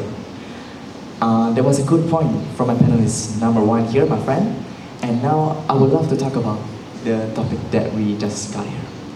So, students have a lot of opportunities to express their opinions about teaching, assessments, school activities, and learning environments. So, for me to give an example here, I will be giving an example like myself. I really love to becoming a very honorable leader to all of the students in my school. For example, being the MPT, or maybe a president in school, because I really do just giving opinions, teaching all of my friends when they're not understanding the topic or something. So being the young people and being the most important person to becoming a better person, and trying to helping my friend, and trying to learning a very more better environment. And about the school activities, maybe I can give some activities to all of the students there, maybe football, maybe badminton tournaments, or some other activities here. For example, the activities that I will be giving to all of the students in my school, the activities are football, Pentak, but I'm not sure to giving Pentak to our students because Pentak, not everyone is good at Pentak because Pentak is a well-known sport, and mostly people tries to bring people to a local place, try giving all the students in my school to going like to the zoo, to the museum, or some other places, for people like them to gain way more knowledge about history or something. And then just giving like a trip to outside people, just giving a trip, and just they can gain way more knowledge. And of course, teaching. Some teachers, the method that teachers like giving to the students, some students don't understand it, but there are also some students that understand it. So maybe the students that understand what the teacher is teaching is maybe they can explain to the students that are not understanding it. They can give like a way more proper explanation, and maybe in some other way, the student that is not understanding it, maybe they can understand it. So maybe the student that understand it can become a way more better leader, and maybe becoming like a teacher in the future. And of course, in teaching, maybe the students like giving some extra classes to the other students in our school, and maybe like just giving extra classes and some way more, a lot of extend exercise, and especially for STPM, because STPM is one of the most hardest exams in Malaysia. And of course, all of the students have to become way more independent and way more disciplined to becoming and trying to achieve better grades in STPM. And of course, the last thing is about learning environments. Like maybe as a leader for the people in our school is like maybe trying giving them a comfort thing for them in the class. For example, like giving their AC, air conditioner for them to have a way more like better, like comfortable in the class. And maybe giving them a way more better chair or something so they can learn way more comfortable, and just maybe they can understand way more better. And maybe they would not have like sleepy things in their mind, something. And last but not least, maybe we can change the tables to putting, and maybe when there is classes, we can advise our friends to not have their phones out, because in STPM we are allowed to bring our phones to school, right? So maybe we can be like those leaders. Okay, that's all from me. Thank you. Assalamualaikum warahmatullahi wabarakatuh. Before I widen your intellectual horizon, I would like to thank the member of the host, member of the jury, and member of the timekeeper. First of all, I would like to start by thank you to member of my panelists, especially Mr. Naufal and Mr. Danish, for the amazing statement. And just like this competition, this gives them to voice up their own opinion. Yes, students may have limited opportunities to express their opinion about teaching. Yes, teachers have different type of method in teaching. For instance, my teacher, Mr. Fitri, he knows his student is visual learners, so he starts showing pictures to us how to do this and that. This used as an opportunity, especially for hard assessment, thesis, and final year project. As a STPM student, I know being a STPM student is not that easy, especially when you have a subject that you needed to pass. Well, I think about school activities. I don't think that it's relevant to take STPM students to the outside world. Taking them to the Thailand, for example, it's wasteful of money when they should focus more in school, right? And then they should be focused more on the activities in the classroom. Toxic environment, which is ridiculous because the standard is rocket high by our KPM and our Prime Minister of Education have stated. What do you mean that we need to pass a lot of subjects just to get one certificate? And furthermore, this is why MPTE is created, to be the voice of the student. MPTE is not just to be in front of the other student to act just like a boss, but it's to be the leader of the youngsters. And that's why it's also include of being leading and expressive behavior of the student to be voiced out. As one of the ESCO for counseling, I'm sure that this topic is very crucial in my school. We have faced a lot. We face a lot. When I say a lot, it is a lot. Especially when kids today, they have anxiety, social anxiety, of course, stressful because they're family members, and not just teachers. We also have rude teachers in our school. But I'm gladly when KPM has taken a harsh action in this topic. And then this competition gives us to voice out our own opinion to be useful and as a future leader. And that's why our Prime Minister put up Generasi Madani, not just some mashed up acronyms, but because of our crucial brain to brainstorming ideas and also to think crucially in our ways. So Prime Minister of Education keep on thinking that all youngsters and an Albert Einstein born when we are not. The generation today is getting more less entertaining and more less critical thinking because the technology revolves around us, especially during school activities. What do you mean when we need to use technology when during school activities? We should focus more on old school method. Use pencil, papers, like a few seconds ago and a few moments ago that we need to do in our own. We don't need to use other method when we clearly have done it before in older generation. You might be thinking, what if we provide new method just for us to do, make it easier using AI or something? No, but it's actually dangerous for students because school activities today keep on using AI to provide idea when the kids can't even think properly and teachers barely did their own job in today's world. What do you mean when teachers just came in classroom and just swipe up the phone and just give the exercise to the kid without teaching them anything?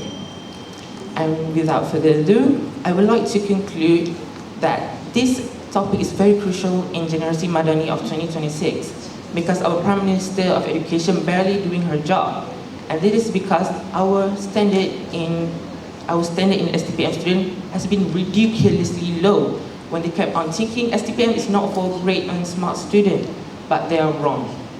And without further ado, I would like to end this speech. Thank you.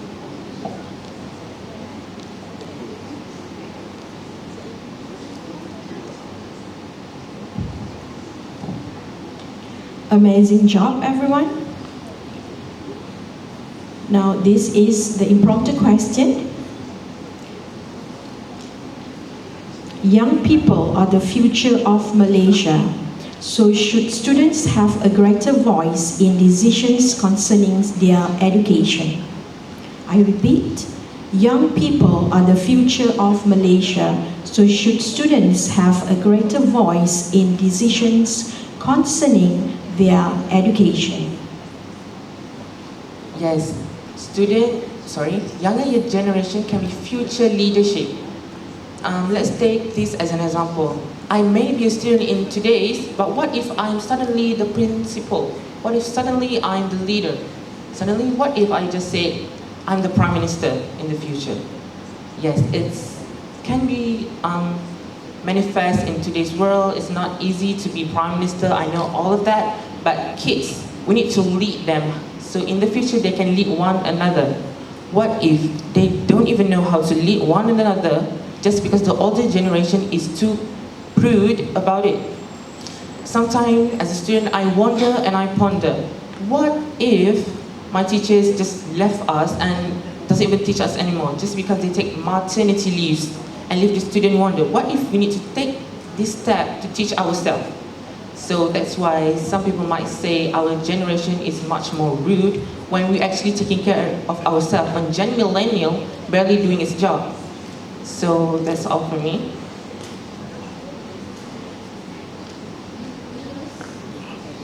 As my fellow panelists has already said about the point of leadership in students, I would also like to elaborate about how, yes, it is important for them to have a voice because they are the younger generations and, yes, the future leaders. They should be able to be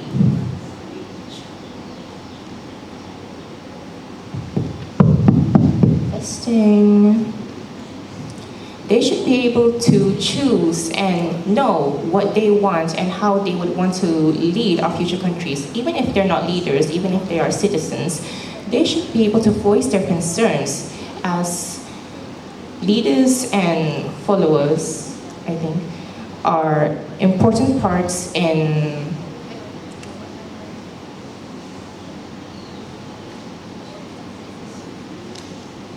civilization.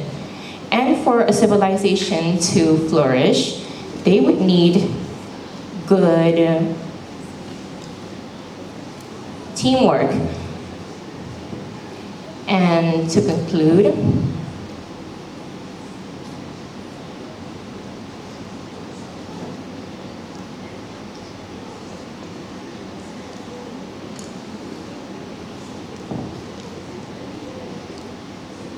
that's all.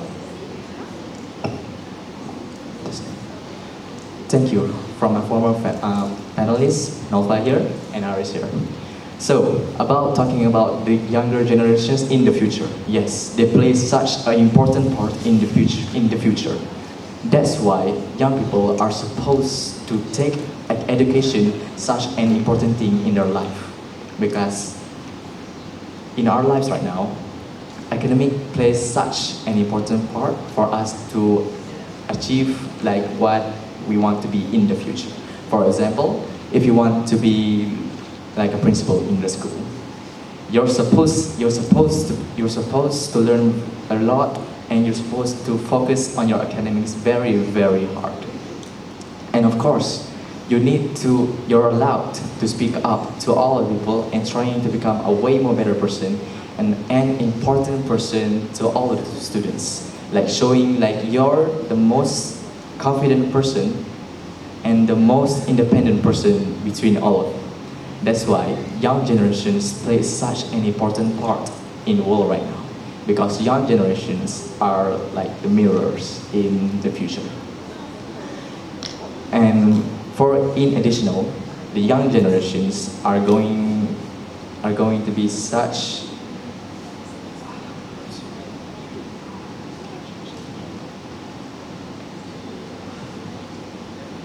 I think that's all from me. Thank you.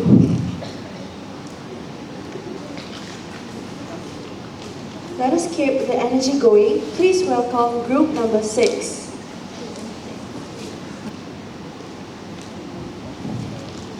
Okay, please listen carefully. Air, water and plastic pollution from industrial activities and chemicals threaten humans' health and ecosystems.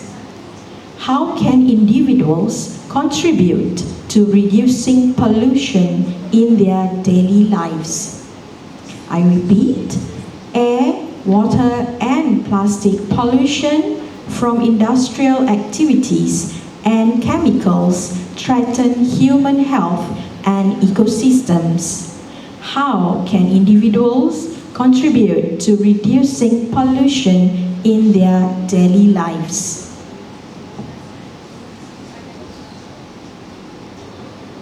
Good morning to the juries, my fellow panelists and all the audience. Today we'll be discussing about something about pollution, which is air, water and plastic pollution from industrial activities and chemicals threaten human health and ecosystems. And we've been tasked to discuss about how can individuals contribute to reducing pollution in their daily lives. In my opinion, individuals, though they only have a small role in controlling industrial waste, but however, when they come together as a collective energy, they can actually make a very significant impact on these industrial effects. For example, individuals can reduce the demand for these industries. When they use less plastics or less chemical items, then the demand for these companies will become less, and thus reducing their carbon footprint. So in return, these industries will lessen and dwindle their carbon emission. Not only that, individuals can actually report to the authorities about such activities. For example, if an industrial company is leaking out wastage into the river, this will contribute to water pollution. So the locals can actually report to the authorities and make sure that they get penalized and refrain them from doing this. There's an example that I would like to recollect. In Tingkatan, a few years back, there was a company doing plastic emissions, and they were burning plastics. So locals around there actually reported these companies and made them shut down. So this is the power of individuals.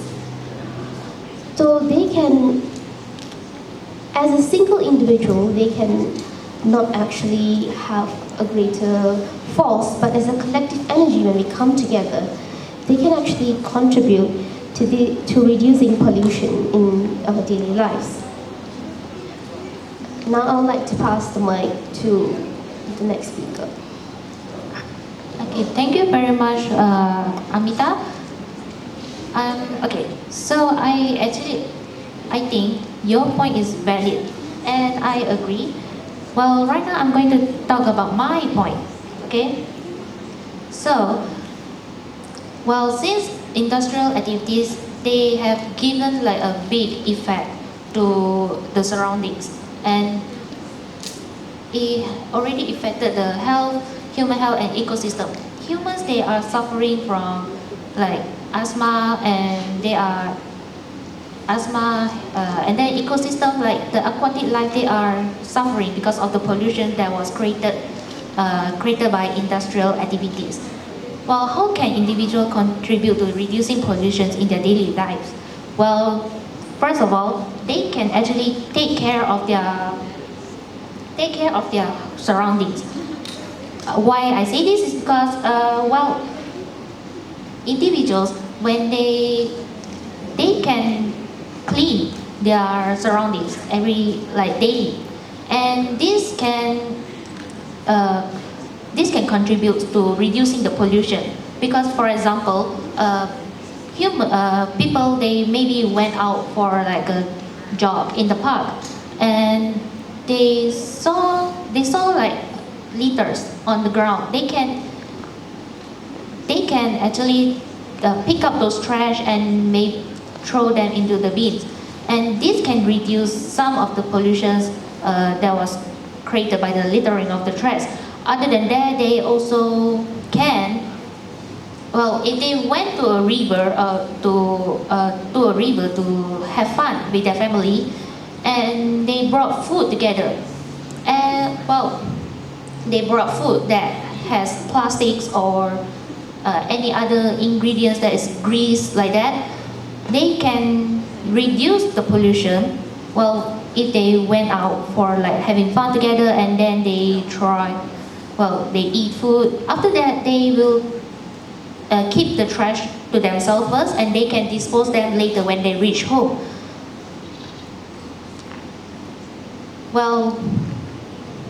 From this can actually reduce the pollution, because industrial already affected the rivers a bit with their chemicals. So now individuals, they can reduce the pollution by cleaning the river and prevent them from happening worse. My other point is that individuals, they can also reduce air pollution.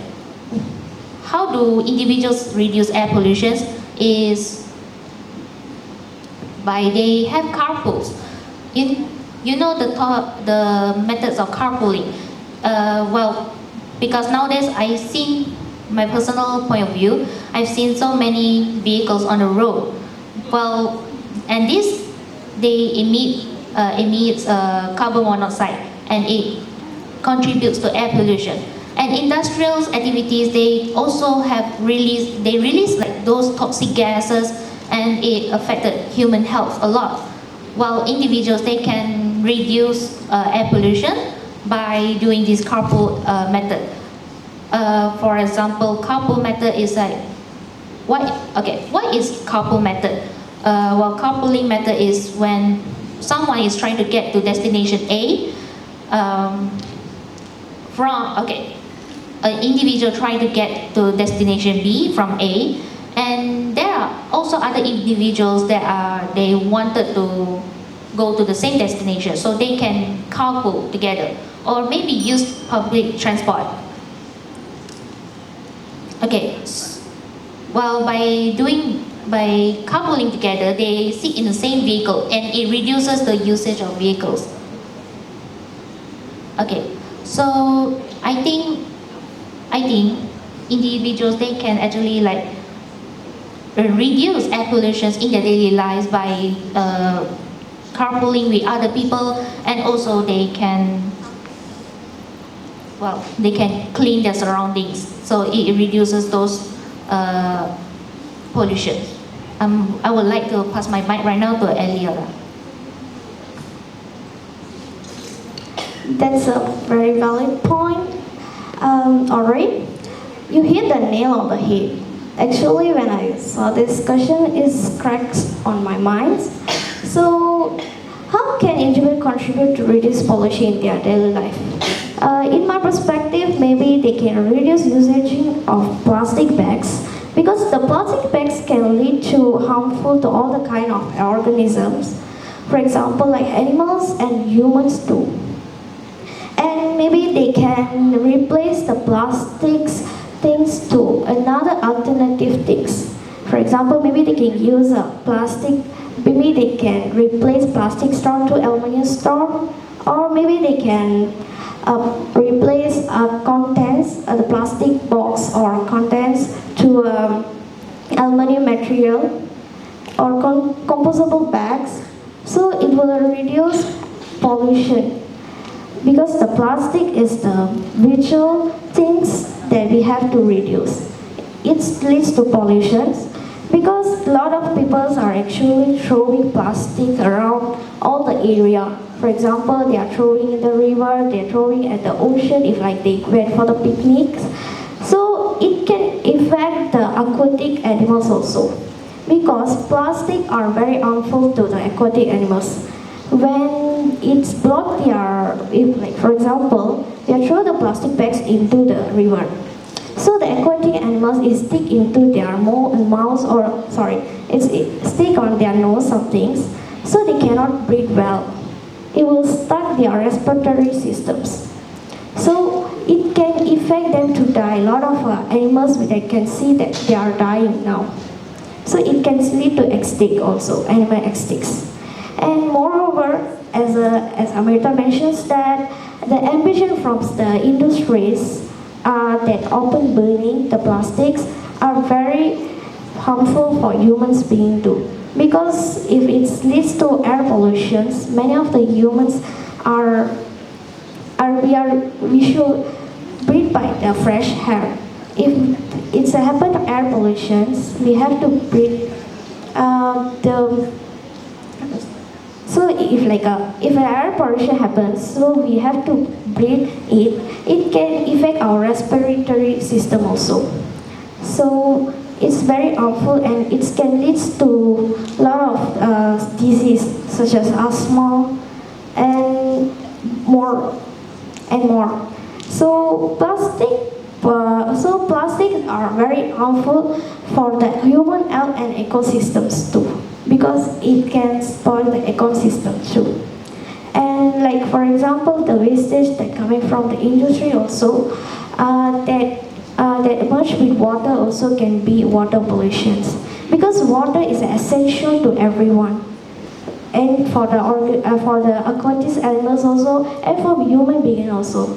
Without water, we cannot do we cannot planting anything. So water is essential. So if like water pollution happens, so individual have to contribute.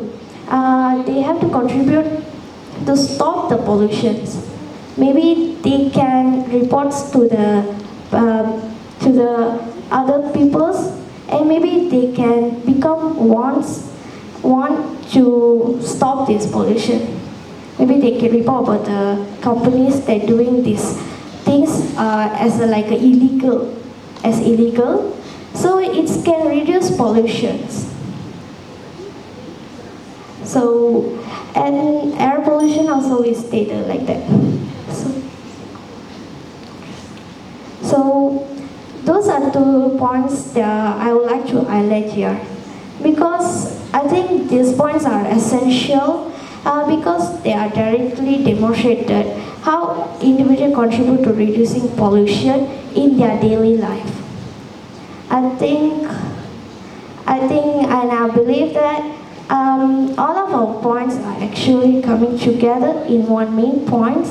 Although we have a different perspective, different opinion about during this discussion regarding this issue, I believe that the ideas shared has contributed to reducing pollutions in our daily life.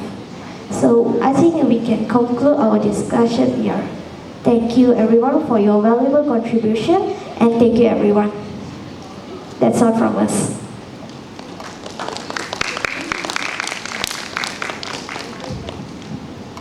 Well done, everyone. So this is the impromptu question. Excessive use of plastic, especially single-use plastic, pollutes land, rivers, and oceans. Who should be responsible for reducing plastic pollution? Individuals, companies, or governments? I repeat. Excessive use of plastic, especially single-use plastic, pollutes land, rivers, and oceans. Who should be responsible for reducing plastic pollution? Individuals, companies, or governments? In my opinion, I think individuals plays a bigger role in this issue because they are the consumers and they lack the knowledge of proper disposal of these plastics. For example, when they use these plastics for only once, which cannot be recycled or reused, and they might not know the proper way of disposal, so they just dispose it wherever they think they should. And this contributes to pollution such as land pollution, air, and also water pollution. Therefore, I think the lack of knowledge in individuals and the lack of responsibility makes individuals as the biggest contributor to plastic pollution. Thank you. Well, okay. In my opinion, who should be responsible for reducing plastic pollution is government. Well, why I say government should be responsible to reducing plastic pollution, because government should enforce stricter laws towards individuals and industrial companies. Well, when I say this, government, if they implement those stricter laws, they will, individuals and also those companies, they will follow those laws. Because if they do not follow the law, they will be severely punished by the government. And other than that, well, government, they also responsible to reducing this plastic pollution. They can like help organize campaigns like, well, reducing usage of plastic, and this can attract more people to be be aware of those plastic pollution, and they will eventually learn and start to reduce the usage of plastics. And that's my answer.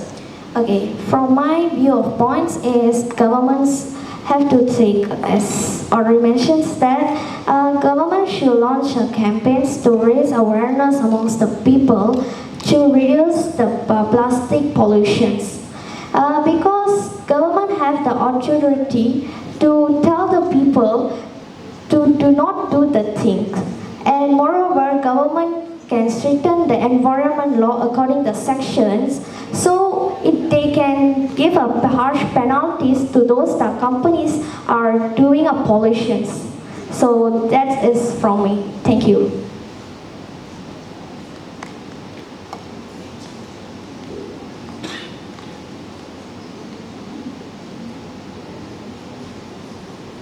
Thank you, Group 6, for those wonderful perspectives.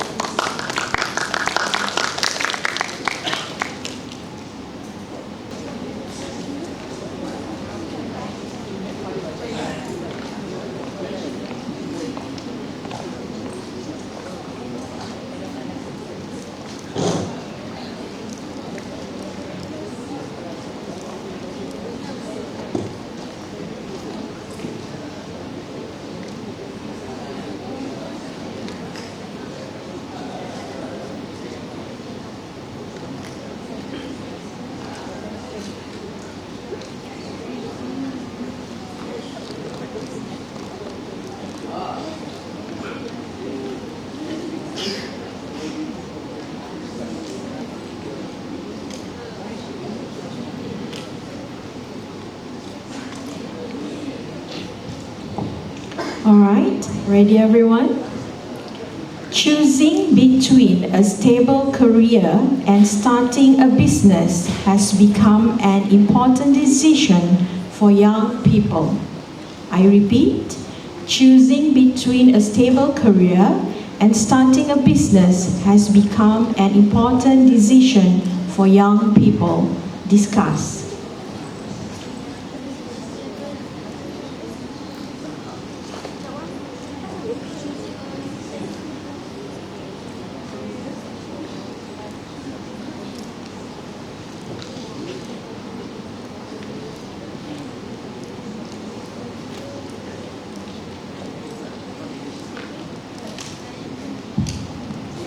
You may start now.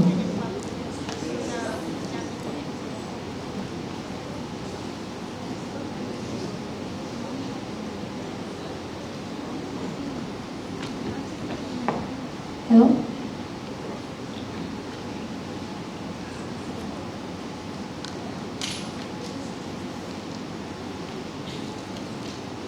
Alright, first and foremost, I would like to say a very good morning to our respected lineup of judges, dedicated timekeepers, my dearest teammates, ladies and gentlemen. Today, I will be discussing whether choosing between a stable career or starting a business has become an important decision for young people. So, what should you choose? Well, I wholeheartedly agree with the statement that choosing between a stable career and starting a business is a very important decision, especially these days. One example that comes to mind, we all love ayam gepuk. Ayam gepuk is all the craze now. And as you know, Ming Chun, a local influencer, has opened his own ayam gepuk shop. Did you know, originally, Ming Chun had an extremely stable career overseas, but he came back to Malaysia to care for his father. And in that time, he said, why not do something beneficial? So he started opening pop-up shops for ayam gepuk, and everyone loved his ayam gepuk. Now, he has his own business, his own shop, where people line up for 4 hours simply to taste the food that he has created and innovated. Not to mention, like I mentioned before, I am repeating that he left his stable career overseas to start a business in Malaysia. That is such a crucial decision that somebody can make. Another example I would love to give to all of you. Hygge. Hygge is a natural deodorant brand and natural lip balm brand created by Ivor and her partner Ming. They are graduates from the UK's School of Law. They have passed the bar exam, yet instead of becoming a lawyer, they chose to open their brand. They have shared concerns before when they first started their brand. They merely sold 1 or 2 deodorants a day.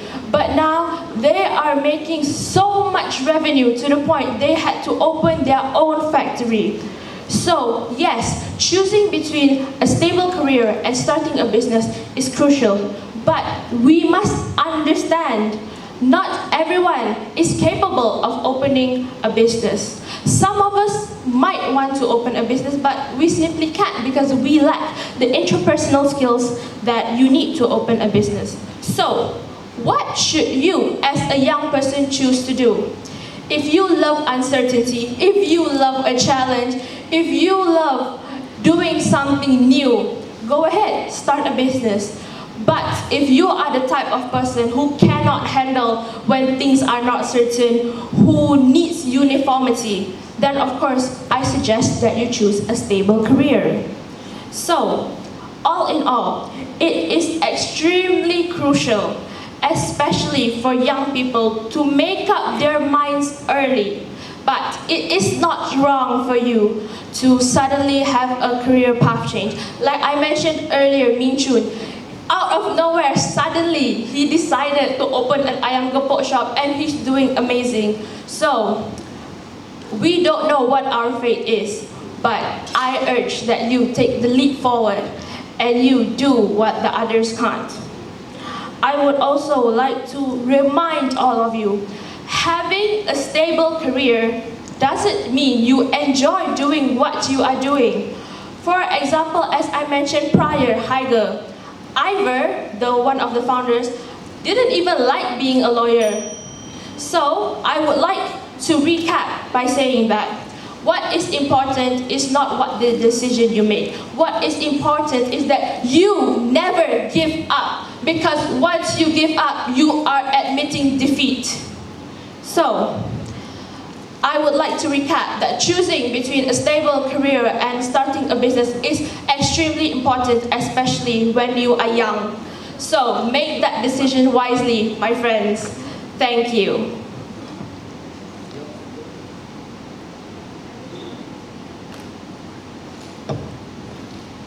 Excuse me. Thank you, my friend Divya, for those wonderful points. I enjoy your points over there. So, good morning to the respected judges, dedicated timekeepers, my fellow teammates, ladies and gentlemen. I hope you all doing well. So today, I would like to talk about a question, which is choosing between a stable career and starting a business has become an important decision for young people. So, based on my perspective, business is not just about gaining knowledge. It's about improving ourselves, our future, and our life. Unemployment rate in Malaysia is very low, but let me tell you again, but youth unemployment rate is very high. Why? Don't you all think it's very peculiar? The answer is very simple. It is not because of Malaysia's economy level is bad, or our Malaysian companies are doing bad. It is because the youths these days don't have the experience or the skills that the companies, that our economy needed. So many young people choose stable careers because stable careers offer safer future to guarantee life in the future. So stable careers also includes stable income, stable workplace, which is crucial for ourselves and our economy also. However, business is also a good option because most young people nowadays, like me, because right now I'm an STPM student. After I've done my STPM, I have to go for my degrees also. After I finish my degrees, there is no, I cannot be sure that I'm going to get a job, am I going to get a placement or not. But I firmly believe that opening our own business can bring many good things to ourselves and our future too. Like I said, business is also a good option because most young people nowadays tends to create new business. Let's just take for an example, clothing products. Joy or SVG is also a good example for young people for choosing young people to choosing decision. Young people tends to follow these kinds of mentorship, but sometimes they lack in business because they don't have the enough entrepreneurship or the mentorship. So on the government can help to provide funds for the startups, for the young people who have business ideas. Because young people these days have ideas of their own. They do not like to work under people. They like to open their own company and shine. So besides that, government can also provide mentorship, and they can also teach entrepreneurship to the youngsters these days so that they will be able to help themselves and the society and our nation's economy also. As a famous example, do you guys know about Jungle Girls Oil? It's a well-known brand among Malaysia. It started as a small business, but right now it's a multi-million-dollar business. Why? Because of the mentorship and the entrepreneurship that has been given by the locals and the local NGO that have been supporting her. She is just a normal tribal woman in Sabah. She used to work at a mine. She has a stable income, but she chooses to leave her job to open a business as for her own. She trusted herself, so that she trusted herself that she can do big things. Just as she trusted, she believes, and she is shining right now. She's owning a multi-million-dollar company. As I said before, if we want to take risk on opening a business, you can open the business because we might not know that what we are able or what we are able to achieve or not. So like I said, it's a double-edged sword. So we need to have the entrepreneurship and the mentorship so that we will be able to achieve in opening a successful business. That's from my point of view. Thank you, everyone.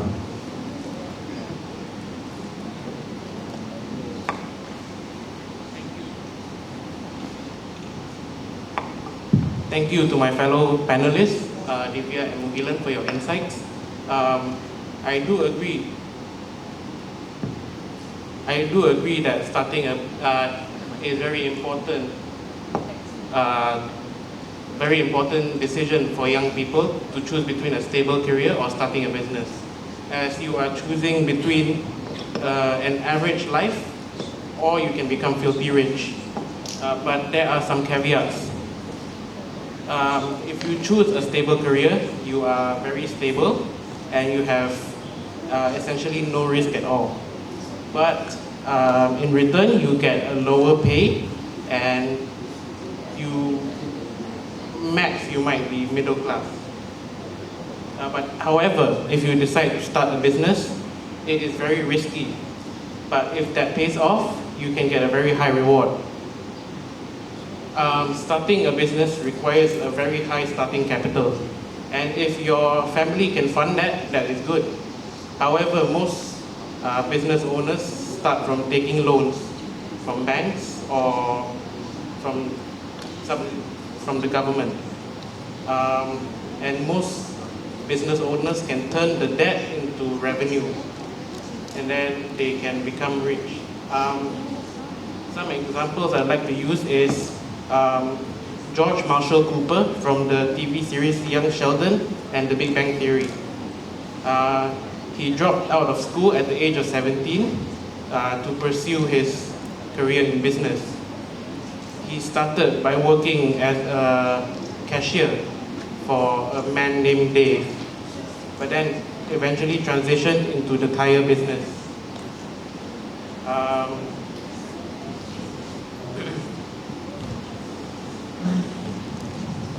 He started as a businessman for McAllister's Tires,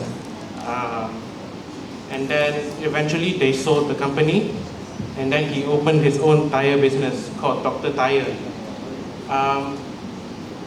And then you can see in The Big Bang Theory that George Marshall Cooper became very successful, while his brother took the route with less risk and ended up becoming an average man earning an average salary as a scientist.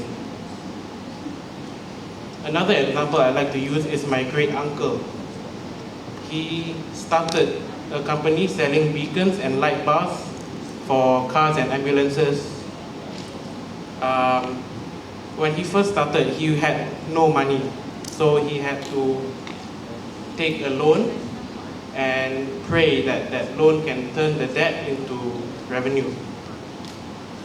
So he took a very big risk. But then in the end, it paid off because now that he's 70 or 80, he sold his companies and became a multi-millionaire. So I feel like it is very important to start your business young. If you are young, you can afford to take more risks.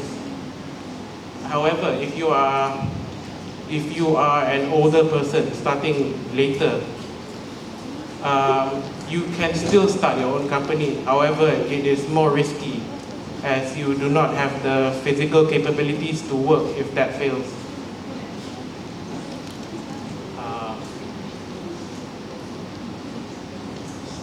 So, if I had to choose between a stable career or a business, I think I would start by taking the risk and try starting my own business, as it is the route that pays off the most. And then if I do not succeed in that, I can resort to a stable career. And I think that young people these days should at least try and do the same thing to try and create generational wealth and can also help boost our country's economy. And the younger generation will have a better life in our country. So to recap, it is extremely important. It is a very important decision for young people to choose between a stable career or starting a business, because you are choosing between an average life or to take the risk and have a chance at having a very fantastic life. Thank you.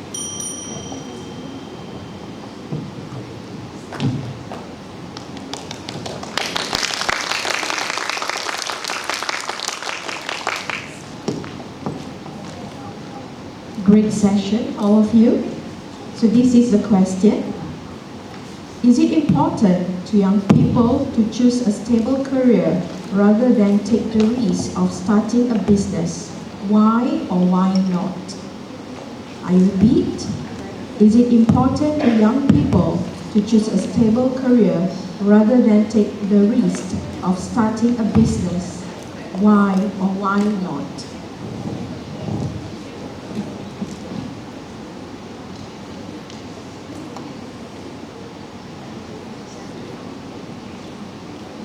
Alright, first and foremost, I would like to thank the judges for the question. So, is it important to young people to choose a stable career than take the risk? Well, honestly, the answer depends on you. Deep within yourself, what do you think is right?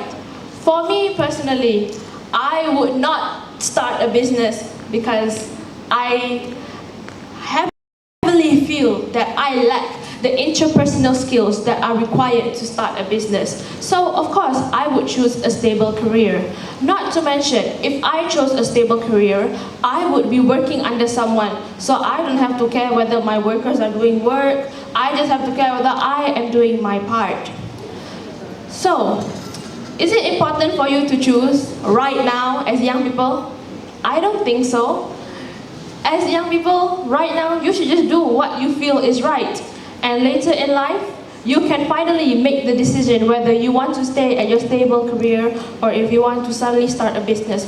It is never too late to start a business, ladies and gentlemen. For example, my father is 67 years old, yet he has tried to start multiple businesses in the past just to uphold his family. So age is really not a factor whether you want to start a business or not. It's deep within yourself, whether you have the resilience to understand the market, to be to be able to go through the ups and downs when opening a business. That being said, Mugilan, I would love to hear what you have to say about this topic. Thank you, Divya.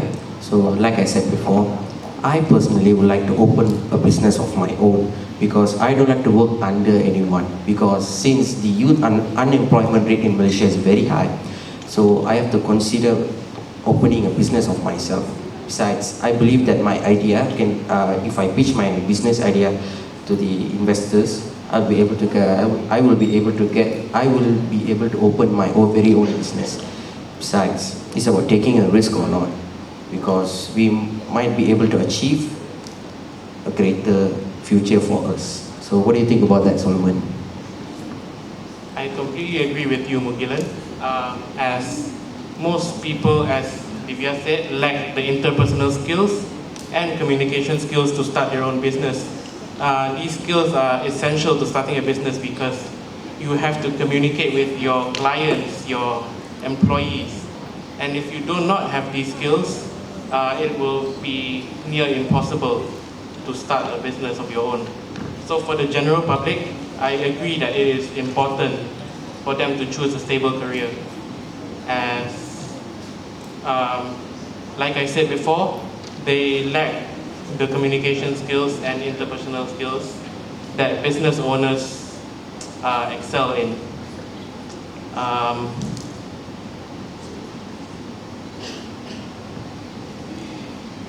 Thank you, Solomon. So, like I said before, besides, government is also started to fund for the startups for the youngsters. Besides, they are also giving up. They are also teaching entrepreneurship, and they are also providing mentorship to the youngsters who are going to open up their business of their own. Besides, there are also other NGOs that are willing to help the youngsters. Besides, some other TV shows like the famous Shark Tank are also one of the reasons why the youngsters these days can be able to open up their very own business. So, do you have anything to say, Divya? Thank you so much, Mugilan and Solomon. Well, I would never open a business. I'm not like that. I simply cannot risk money and basically my sanity. I think opening a business is quite stressful, and I do not want to risk my sanity for that. But you do make really good points. But is it important for young people to choose a stable career or take the responsibility? Choose. Is it important for young people to choose? I think it's really not. As young people, enjoy your life. As my father always tells me, Divya, you do whatever you want as long as you're happy and it is within the law. So, is it really crucial that you choose right now what you want to do with your life, what you want to do with your future? Yes, you should think, you should plan your life ahead, you should think what you're going to do. But for now, I think just go with the flow, enjoy your life, enjoy your uni life after STPM. Why worry about getting jobs and starting a business? Because we never know what is going to happen in the economy from now. Like right now, Mugilan said, there's a really high young unemployment rates. Who knows, when we finish STPM, all of us could have stable jobs. So, all in all, I would like to recap. Is it important for young people to choose a stable career or take the risk of starting a business? I think that it is not really important for you to choose now, while Mugilan and Solomon think that you should take the risk and start a business. So, with all that being said, I think you all can see where we all stand on this point. Thank you very much.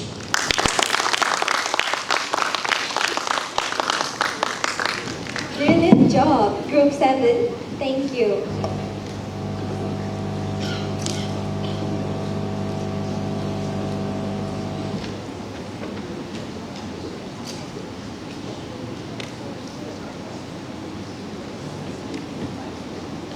Only 3 group staffs to go. Please give a warm welcome to group number 8.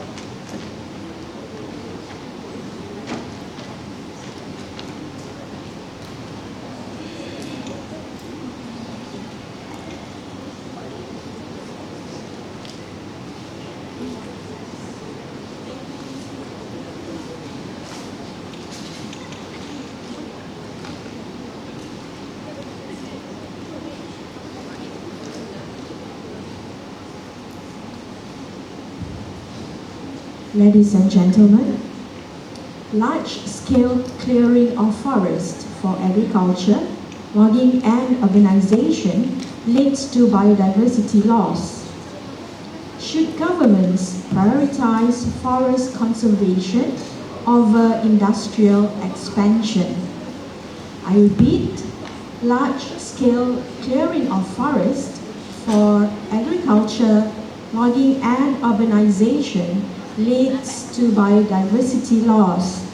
Should governments prioritize forest conservation over industrial expansion?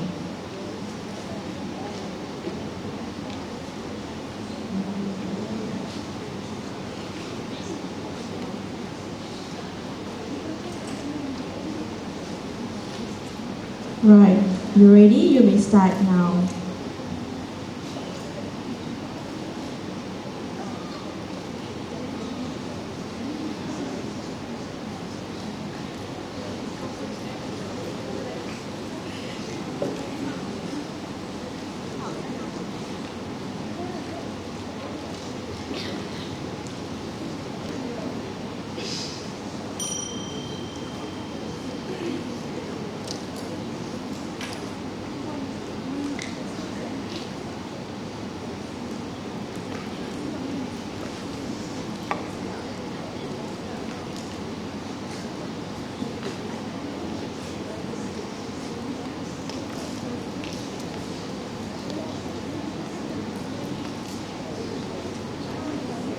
Testing 1, 2, 3.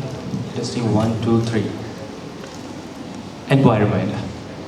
Every single breath we take and every single drop of water we drink and even every resources that we depend on comes from one source, which is our environment. And the real question is not whether we should keep on saving environment or not, but how are we going to develop by saving our nature? We are not going to talk about how we are going to develop our economy by destroying the nature, which is the very foundation that we all rely on. But we should think how we should go hand in hand. So this leads to the topic today. Should governments prioritize forest conservation over industrial expansion? But before answering the topic, I would like to wish a warmest greeting to the Master of Ceremonies, to all the respected adjudicators, my honorable panel of experts, and also to all the respective teams. Today, to answer the question, should governments prioritize forest conservation over industrial expansion? As a holistic approach, we should investigate this question with three realms. And for the first one, I would like to propose my suggestion, which is green technology. I believe that economic development can go hand in hand with environmental protection. Why? Because government should focus more on investing in green technology. Why? Because green technology usually involves energy efficiency, low carbon dioxide emissions, and also renewable energy. As we all know, this involves all the Madani values. As we can see here, our theme for our event today is Madani generation. So, answering all the Madani values, which is sustainability, prosperity, environment, innovation, respect, trust, and compassion, we could make a change in the environmental protection initiative by also targeting our economic development. And how are we going to achieve this? Number one, by investing more in green technology, we should reduce the carbon emissions of industries. For example, we have a lot of semiconductor companies in our Malaysia, and Malaysia is one of the biggest producers of semiconductors in the Southeast Asia.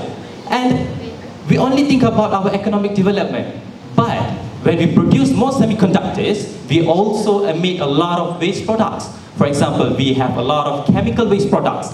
We do emit a lot of carbon dioxide, and this will make a huge impact, which is negative for the biodiversity. For example, the chemicals and the fumes will cause air pollution, which will affect the health of birds. And also the the chemicals that is passed on the rivers and the water resources will cause biodiversity loss in the water. For example, loss of habitats for the fish and all the aquatic lives. So this is very important, and this is my first point. And my first point, which is safe biodiversity, will lead to my second point as well, where economic opportunities could also be created when governments prioritize industrial expansion. Because why? When we invest more in green technology, it also creates more job opportunities. For example, according to Malaysian Green Tech and Climate Change Corporation, in 2024, Malaysia, our Madani government, has invested over 1 billion ringgit in climate change and also green technology. And by doing so, what do we get? Number one, we could save biodiversity, as I already said in my first point. And number two, we could give opportunity to 2,000 people. We could create 2,000 more job opportunities for Malaysian youngsters. So, green technology is not only an environmental obligation, but it is also gives us an opportunity to develop our country to be more economically strong. So it's like hitting two birds with one stone. How good is it? Kan? Right. I'm sorry for that. Alright. So as a conclusion, as a summary, I was saying that governments should prioritize industrial expansion over forest conservation, but at the same time, we should not left out forest conservation. We should also focus on industrial expansion, and by doing so, we could save biodiversity and also create more job opportunities. And that's all from me, but this does not end here. We should also investigate this topic with a more diverse perceptions. And for that, I would like to give the mic to my next panelist. With that, I say thank you. Thank you to the first panelist for his opinion on the matter. Large-scale clearing of forests for agriculture, logging and urbanization leads to biodiversity loss. I totally agree with this statement. That's why I think that governments should prioritize forest conservation over industrial expansion. Why do I say so? Well, when governments prioritize forest conservation, it can help with the country's economy in terms of tourism. Why do I say so? Well, some tourists visit other countries due to their diverse biodiversity. It is the same for our country as well. For example, tourists from all around the world will visit our countries to see the famous Rafflesia flower and our forests. These forests are also home to a diverse amount of flora and fauna, such as the Malaya tiger and monkeys. If these animals lose their home and their habitat, it will cause the food chain to be disrupted. And when the food chain is disrupted, it may cause death in animals and even cause extinction. Well, when our country loses these flora and faunas, it will cause these floras and faunas to rapidly decrease. And when tourists visit our countries and they don't see these diverse floras and faunas, it will cause a spike of disappointment in them. Therefore, this will decrease the tourism in our country and also disrupt our country's economical rate. Other than that, I think that if government prioritizes industrial expansion over forest conservation, it will also lead to a harm in human health. This is because, have you guys noticed that the weather lately has been rapidly increasing? The weather lately has been really hot, and this is due to the fact of carbon emission. The amount of carbon dioxide in the air is rapidly increasing, and this is because that there are not enough trees to undergo the process of photosynthesis. When plants undergo the process of photosynthesis, they will inhale they will take in carbon dioxide and they will produce higher amount of oxygen. And when oxygen in the air is high, it will prevent a lot of health-related diseases such as asthma, difficulty breathing due to high amount of haze caused by pollutants in the air. Carbon emission from vehicles also contribute to this matter. That's why I think that the government should undergo many programs such as replantation of trees to increase the oxygen demand. When forests in our country becomes low, it will also increase the biochemical oxygen demand. Other than that, when carbon dioxide in the oxygen increases, it will also destroy our ozone layer. And when our ozone layer is destroyed, it will cause many problems such as global warming. And when global warming happens, it will destroy the ozone layer, and there will be a lot of emission of UV.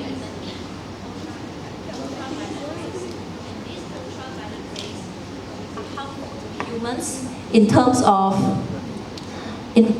radiation.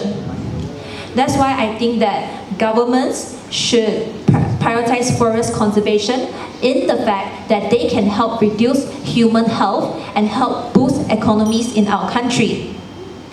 But there are also two sides of a coin, and that's why I'm going to let my third panel express her opinions on this matter, and with that I pass the mic to my third panelist. Thank you, speakers, honorable judges, timekeepers, and members of the floor. A very pleasant day to everyone. As the third speaker for my team, I stand before you to consolidate and deliver our final argument on this particular topic, which highlights about should governments prioritize forest conservation over industrial expansion. From my point of view, I'm going to say that I wholeheartedly agree with this statement without any hesitation. Well, to begin with, when we talk about forest conservation, the first thing will come to our mind is flora and fauna. We should be grateful to God because He has gifted us in this earth with flora and fauna. So, it is undeniably true that governments should prioritize forest conservation over industrial expansion. First things first, forests. It acts as a catalyst which helps to save our planet and also lives of people. To expand this more, when we talk about forests, the main character that playing the role are the trees that. We all know that we are breathing because of the trees. Trees give us oxygen. Because of the oxygen, we are living. So, if the governments miss to look for the forest, ended up in a deforestation, this will definitely affect the beauty and uniqueness of the forest. For example, if too much of deforestation, there will be no people coming to visit forests, and the future generation don't even get fresh air to breathe.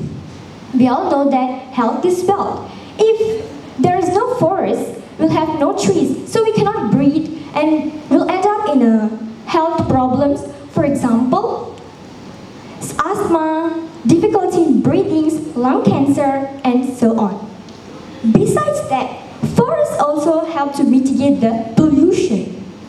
Nowadays, we all know that our world is ended up in a huge technology development. So we are using cars every day. All of this ended up in pollution. So this affects our nature and also ended up in pollution. To illustrate this, I have an example. For instance, pollution, air pollution, sound pollution, water pollution, and so on. Moreover, we won't be able to get traditional medicines from the forest. As we know, there was a time Russian people took medicine from the forest and they even invented in their own way to treat the people. So here what I want to highlight is, we all know that government should prioritize forest conservation. Hence, it gives us the opportunity to create traditional medicine and to save people's life. So what is the point of our economy has prosperity, but we have a polluted planet? As we all know, there is no planet B. So government should prioritize forest conservation so that we can live a stable and a healthy lifestyle. Building upon the solid foundation which my teammates have already laid, so now I'm going to articulate my point. My first speaker has already established that industrial expansion can save biodiversity and also will give more job opportunities. These job opportunities will help people not to be homeless, and they don't get up in a huge burden, especially the young generation. If they get industrial jobs, they don't have to face the debt by themselves and can reduce the burden. In addition, my second speaker, she even demonstrated that forest conservation helps for tourism. Yes, this is true. As we all know, Pulau Pinang is rich in culture, and also people, mostly, especially the Western country people, will try to go there. As we see, we have Bukit Bendera, meaning to say Penang Hill. It is gifted in tourism. People will come there, take pictures, and so on. In a sense, we have to understand that not only governments should play a role. We should be a responsible people who have to take the initiative in protecting our forests. So, that's all from us. Thank you for listening.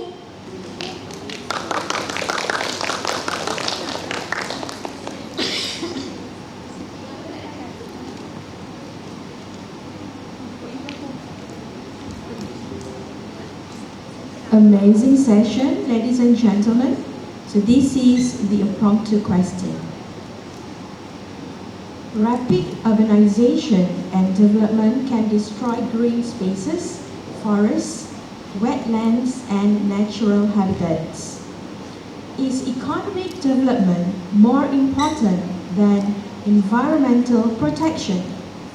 I repeat, rapid urbanization and development can destroy green spaces, forests, wetlands, and natural habitats. Is economic development more important than environmental protection?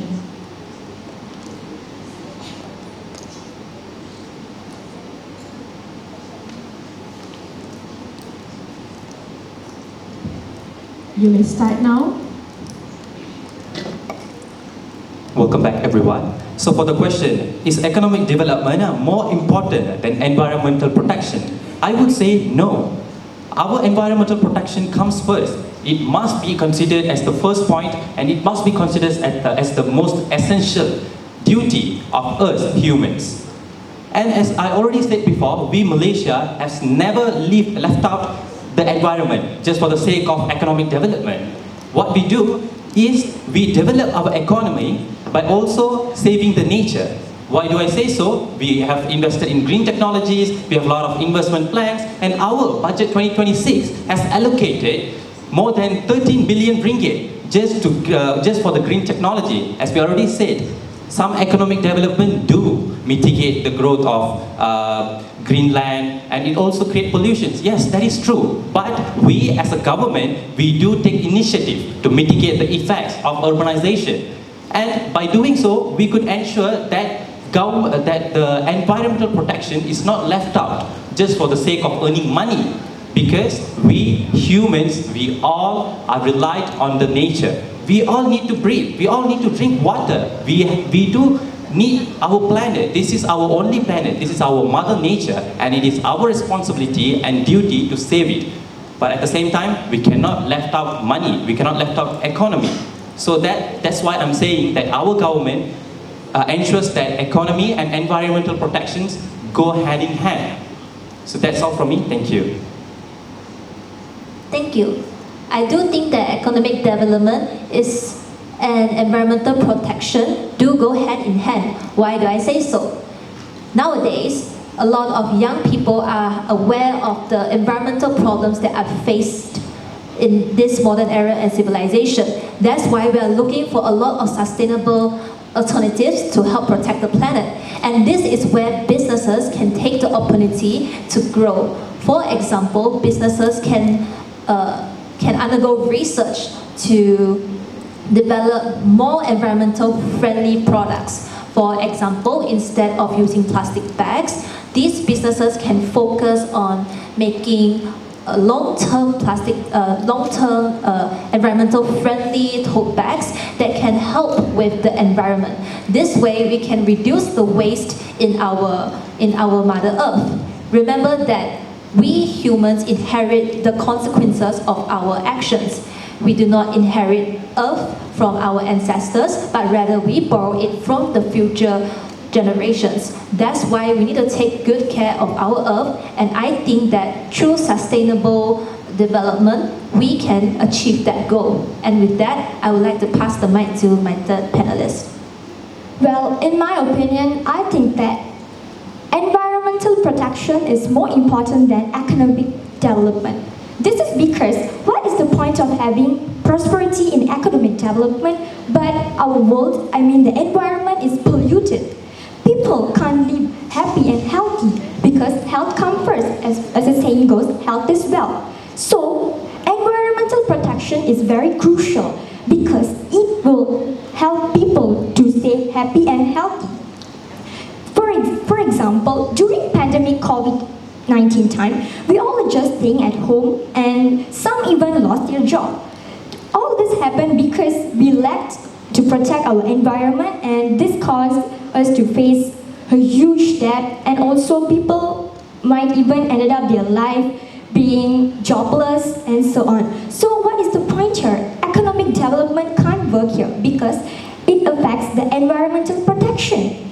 Moreover, if we protect our environment, we can even attract tourism. If tourism comes to a country, then we can develop our economic here. Because it gives them opportunities to explore our culture, tradition here. So this is what I think. That's all from us. Thank you.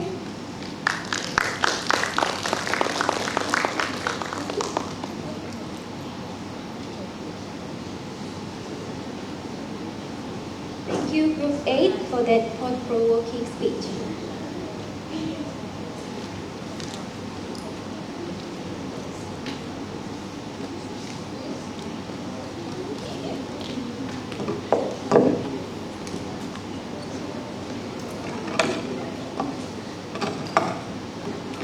Hello.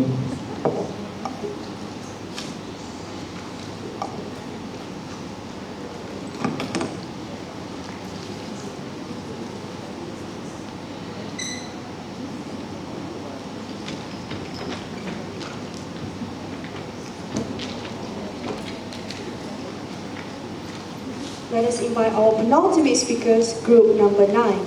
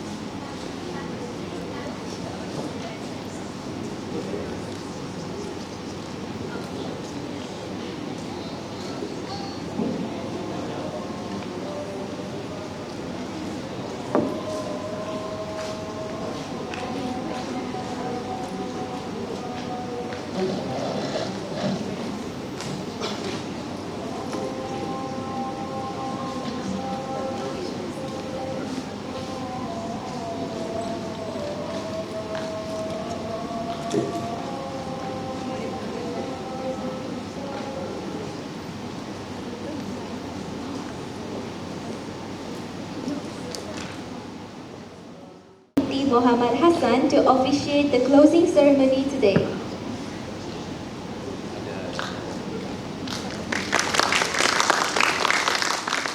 Bismillahirrahmanirrahim. Assalamualaikum warahmatullahi wabarakatuh. Salam sejahtera, salam Malaysia Madani, salam pendidikan bermutu, insan pendidik negara sejahtera. My sincere appreciation goes to the Master of Ceremonies and to the reciter of the prayer. Oh, tak ada lagi tadi. Reciter of prayer, okay? Distinguished guest, Madam Rosita binti Ahmad, Manager of the 2026 Kedah State Level Impromptu Speech Competition. My fellow officers, of the Kedah State Education Department, all English language SSC class, others from across the state of Kedah, from Form 6 teachers, members of the competition organising committee, and students taking part into this competition. Alhamdulillah, we are grateful for this wonderful gathering today. Honored members of the audience, the MBI policy memartabatkan bahasa Melayu, memperkukuh bahasa Inggeris is a matter that must be given the utmost attention by every segment of society, particularly those of us in the education fraternity. The policy places clear emphasis on students' holistic development centered on their language proficiency. It is under the policy that the Petah KPM program was produced by the Ministry of Education through the Bahagian Pengurusan Sekolah Harian BPSH, featuring two principles competitions: Impromptu speech for the English language and Telaah Karya Sastrawan Negara for the Malay language. Both competitions are aimed at Form 6 students as part of the ministry effort to help them enhance their PAJSK scores for co-curricular merit. Ladies and gentlemen, as educators, we must open up every possible avenue for our Form 6 students to showcase their potential in language proficiency. Taking part in this competition will certainly give them a fresh and valuable experience in their educational journey. Form 6 teachers must be driving force for these students, helping to strengthen their quality and sense of identity in the art of public speaking. For our Form 6 students, the confidence to speak spontaneously in refined and proper language will surely serve you well when facing interviews for further studies or when you step into the working world. Bring out the best in yourself. The main strength you build within will carry you far wherever you may go. Your journey is still long one, and the healthy competition your experience in the pursuit of knowledge will surely leave you with experience of great throughout your life. In any competition, there will always be teams, that go on to achieve success. To them, for today, congratulations and well done. To the teams that are not fortunate this time, it is not a reflection of your abilities. Perhaps, insyaAllah, they will be at the end of the tunnel to accompany you on the road ahead. Congratulations and well done to every teams who took part in today's competition impromptu speech. May all teams accept with an open heart, whatever result are announced shortly. Every team here is outstanding. The champion team will represent the state of Kedah at Petah KPM National Level Impromptu Speech Competition to be held on 11 to 15 October 2026 at Putrajaya International Convention Centre, PICC. Putrajaya, keep up the fight and may we achieve success at the national level.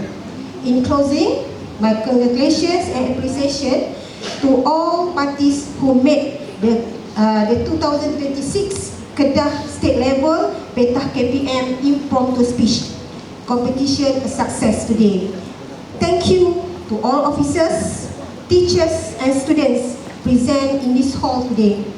Let us continue to advance the excellence of education in the state of Kedah. Thank you. Sekian. Assalamualaikum warahmatullahi wabarakatuh.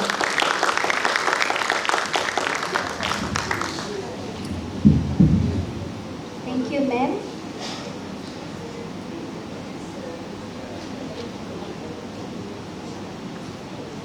To grace our closing ceremony and present the prizes, I would like to invite Madam Hasliana, accompanied by Madam Rosita.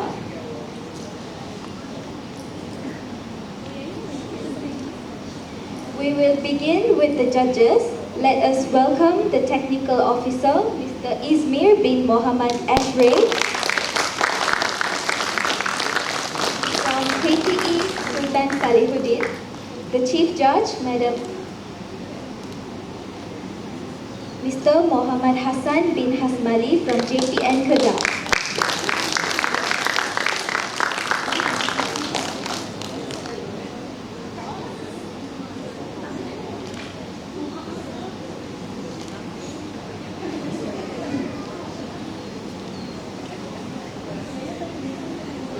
Our Chief Judge, Madam Aisyah binti Haji Othman from SMK Keladi.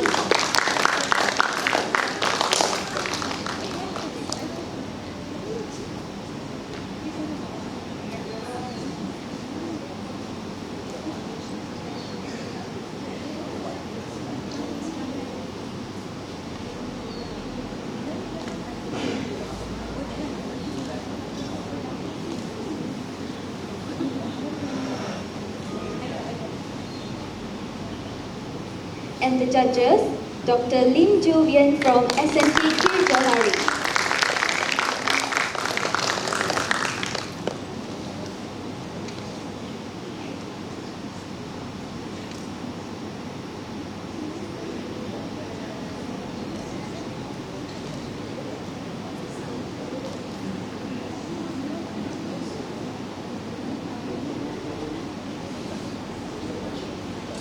Mr. Sanjeev Vijayan from SNT Guru.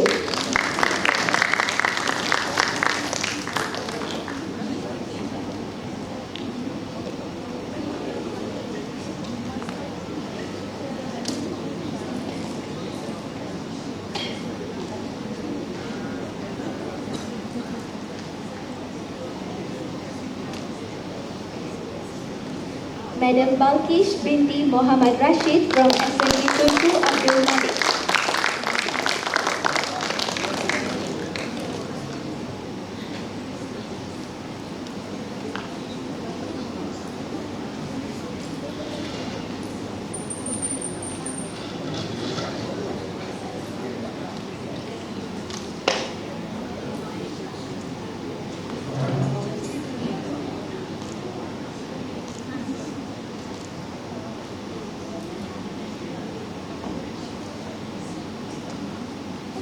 And Madam Nur Hidiana binti Zulhani from KTE Sultan Salihuddin.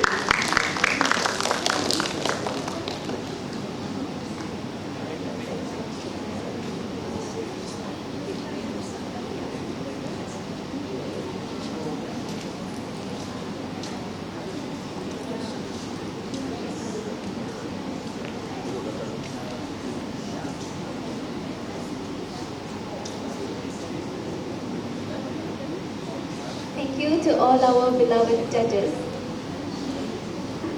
Next, the committee members, representative of SISC Plus, Dr. Chindar Buntiang from PPD Bali.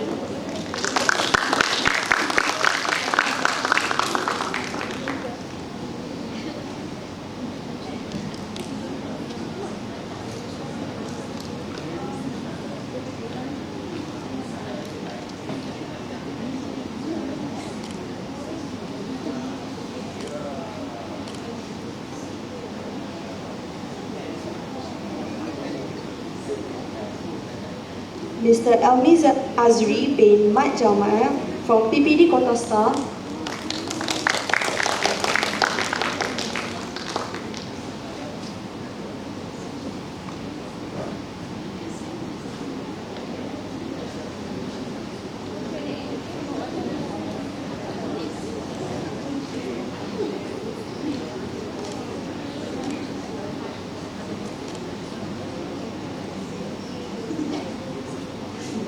Next, Madam Nurul Fazlina binti Badrul Zaman from PPD Kubang Pasu.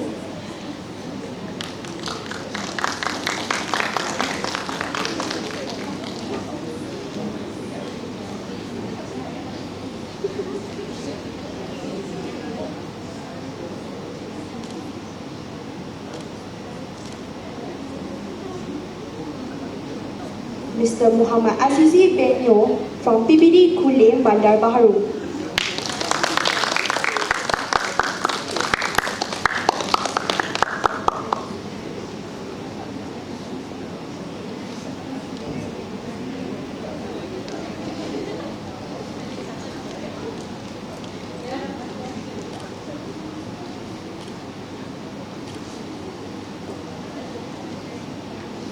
Mr. Ahmad Sufian bin Abdul Rahman from PPD Langkawi.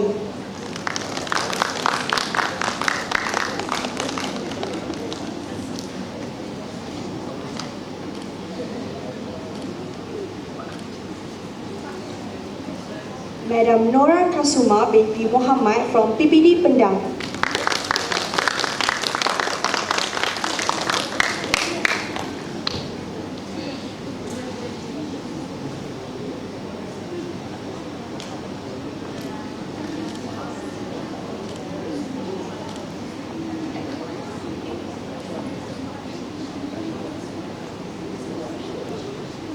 Madam Nur Zizawalawati binti Dahari from PPD C.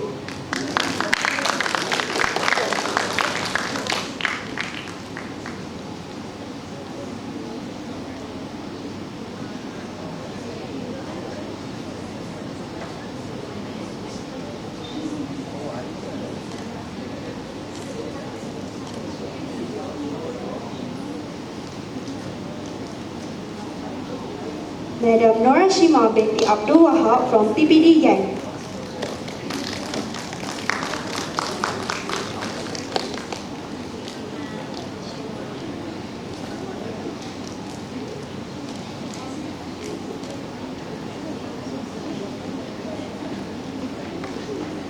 Next, Vimala Darmanathan, MC.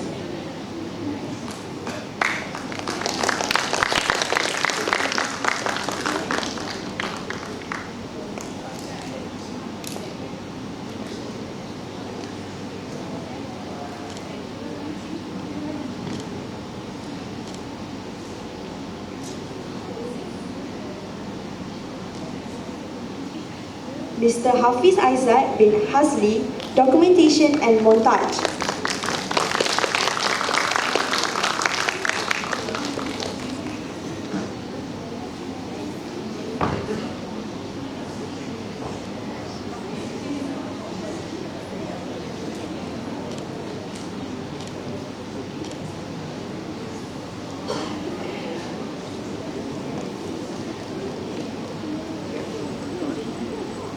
Home essay registration.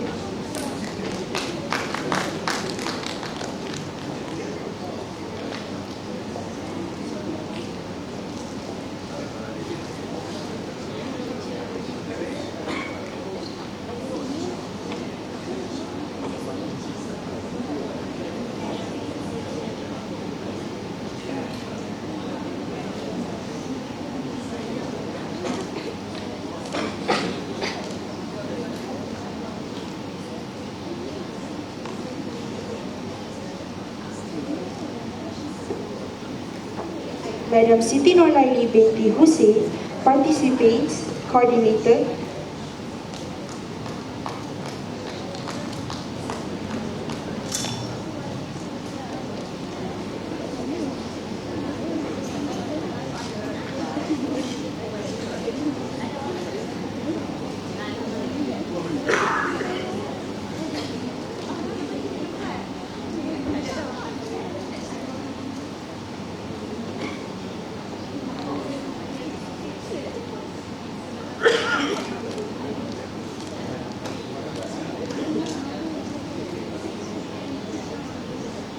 Madam Azwanatul Limra binti Abdul Rahim, gifts and souvenirs.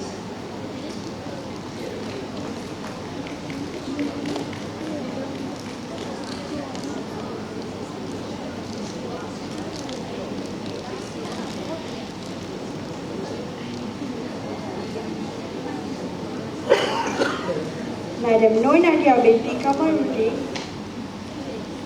Madam Nur Nadia binti Kamaruddin, backdrop and program book.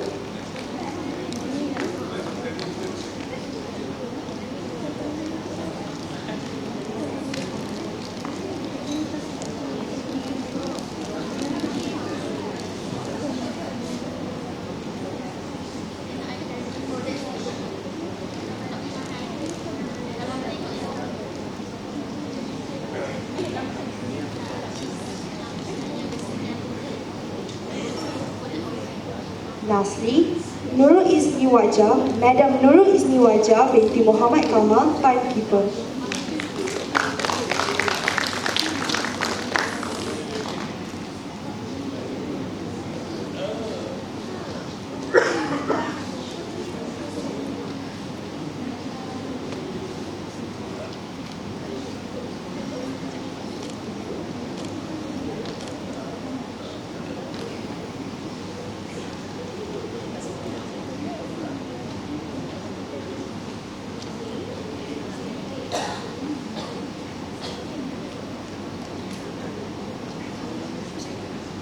Now, the moment we have all been waiting for, the winners of the Kedah State Level Impromptu Speech Competition Maxi 2026. There will be 5 consolation prizes that will bring along their certificates. First, Group 1 from SMK Datuk Sheikh Ahmad.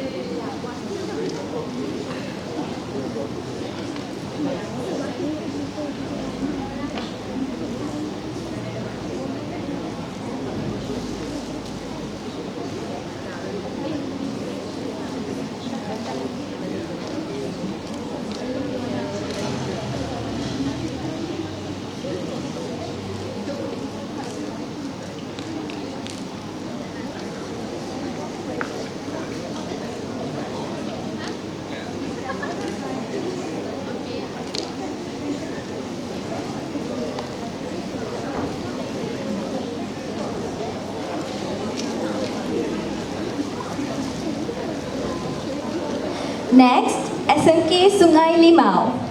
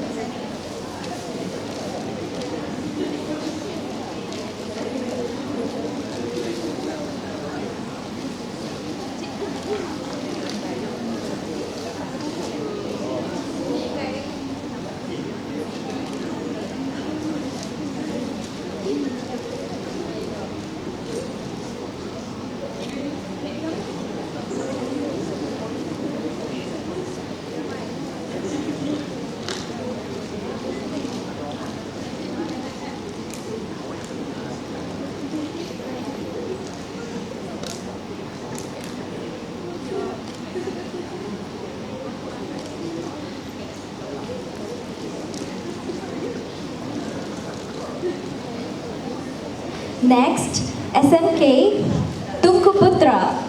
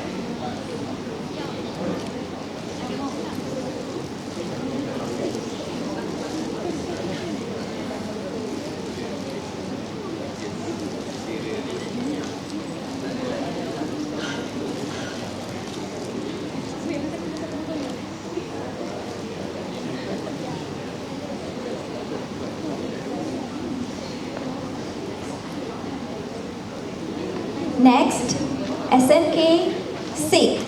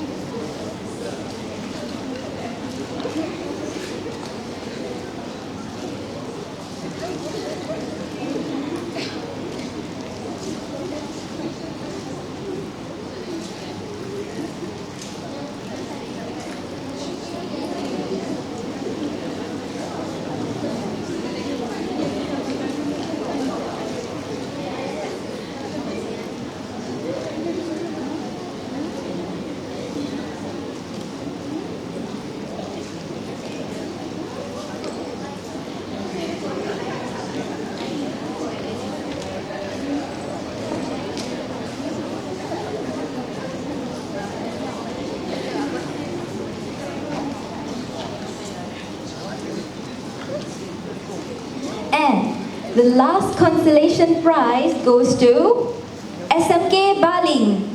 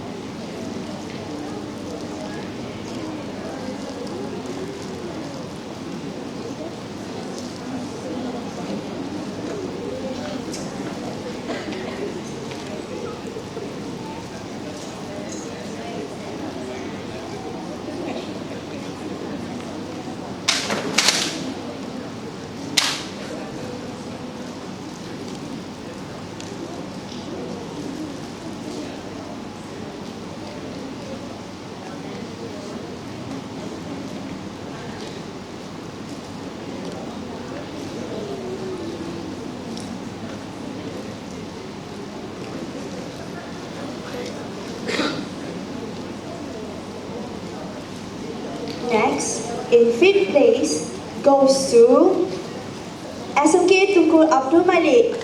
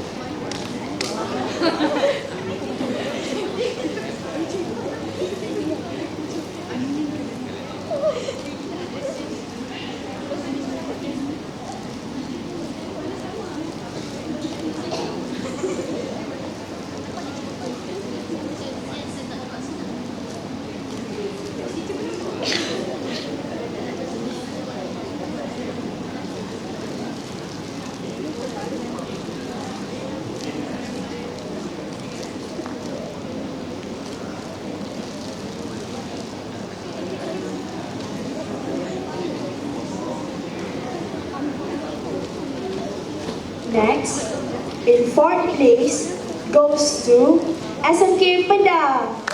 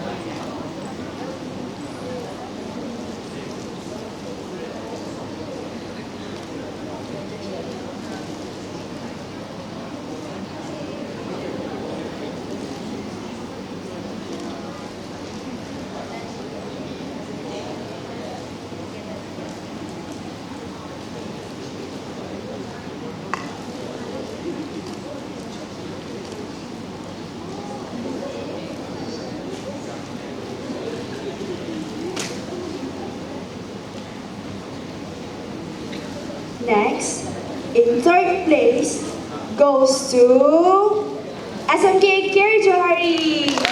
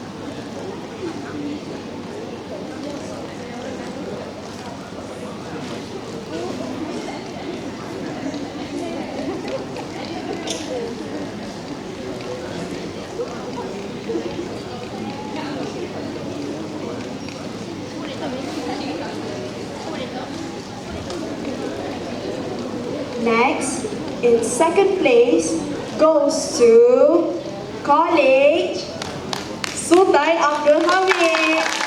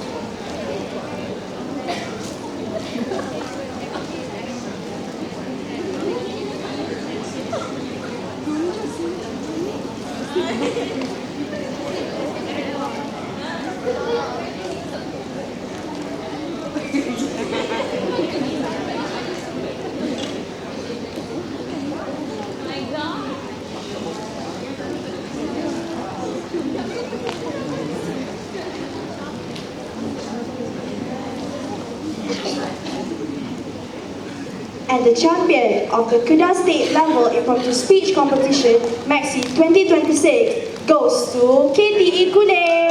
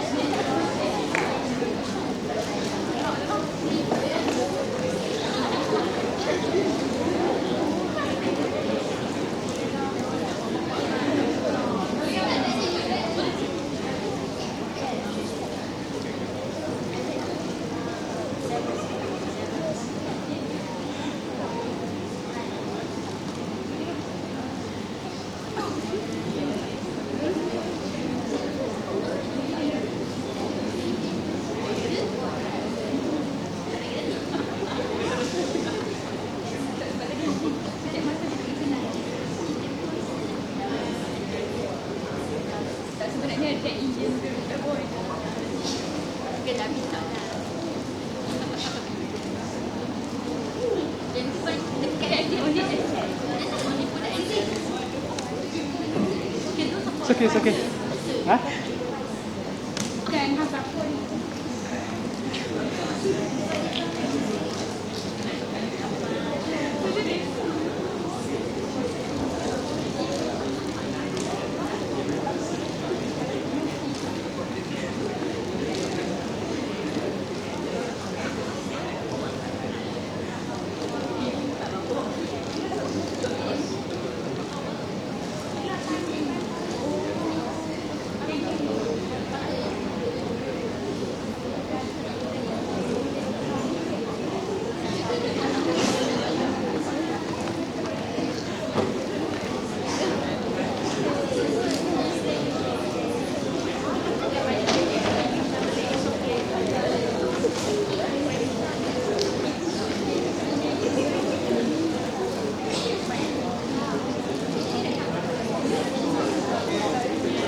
Last but not least, the best panelist goes to Group 8 First Panel, Rabinas Anak Laki Andarasu from KTI Kude.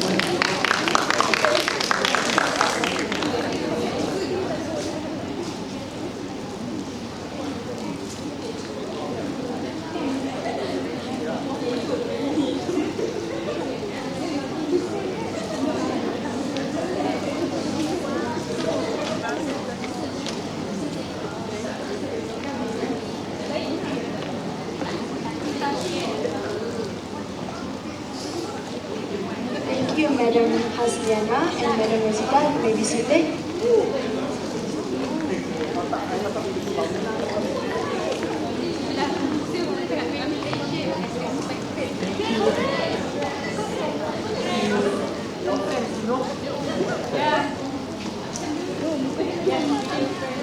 Congratulations to all winners and a huge round of applause to everyone who made it to the state final.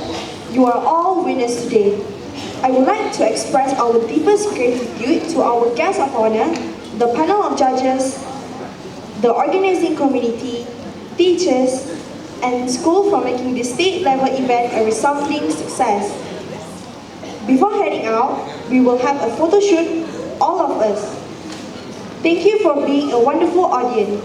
Stay safe and have a great day. Thank you and goodbye.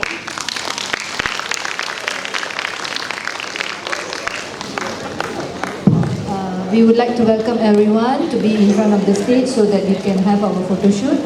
Please.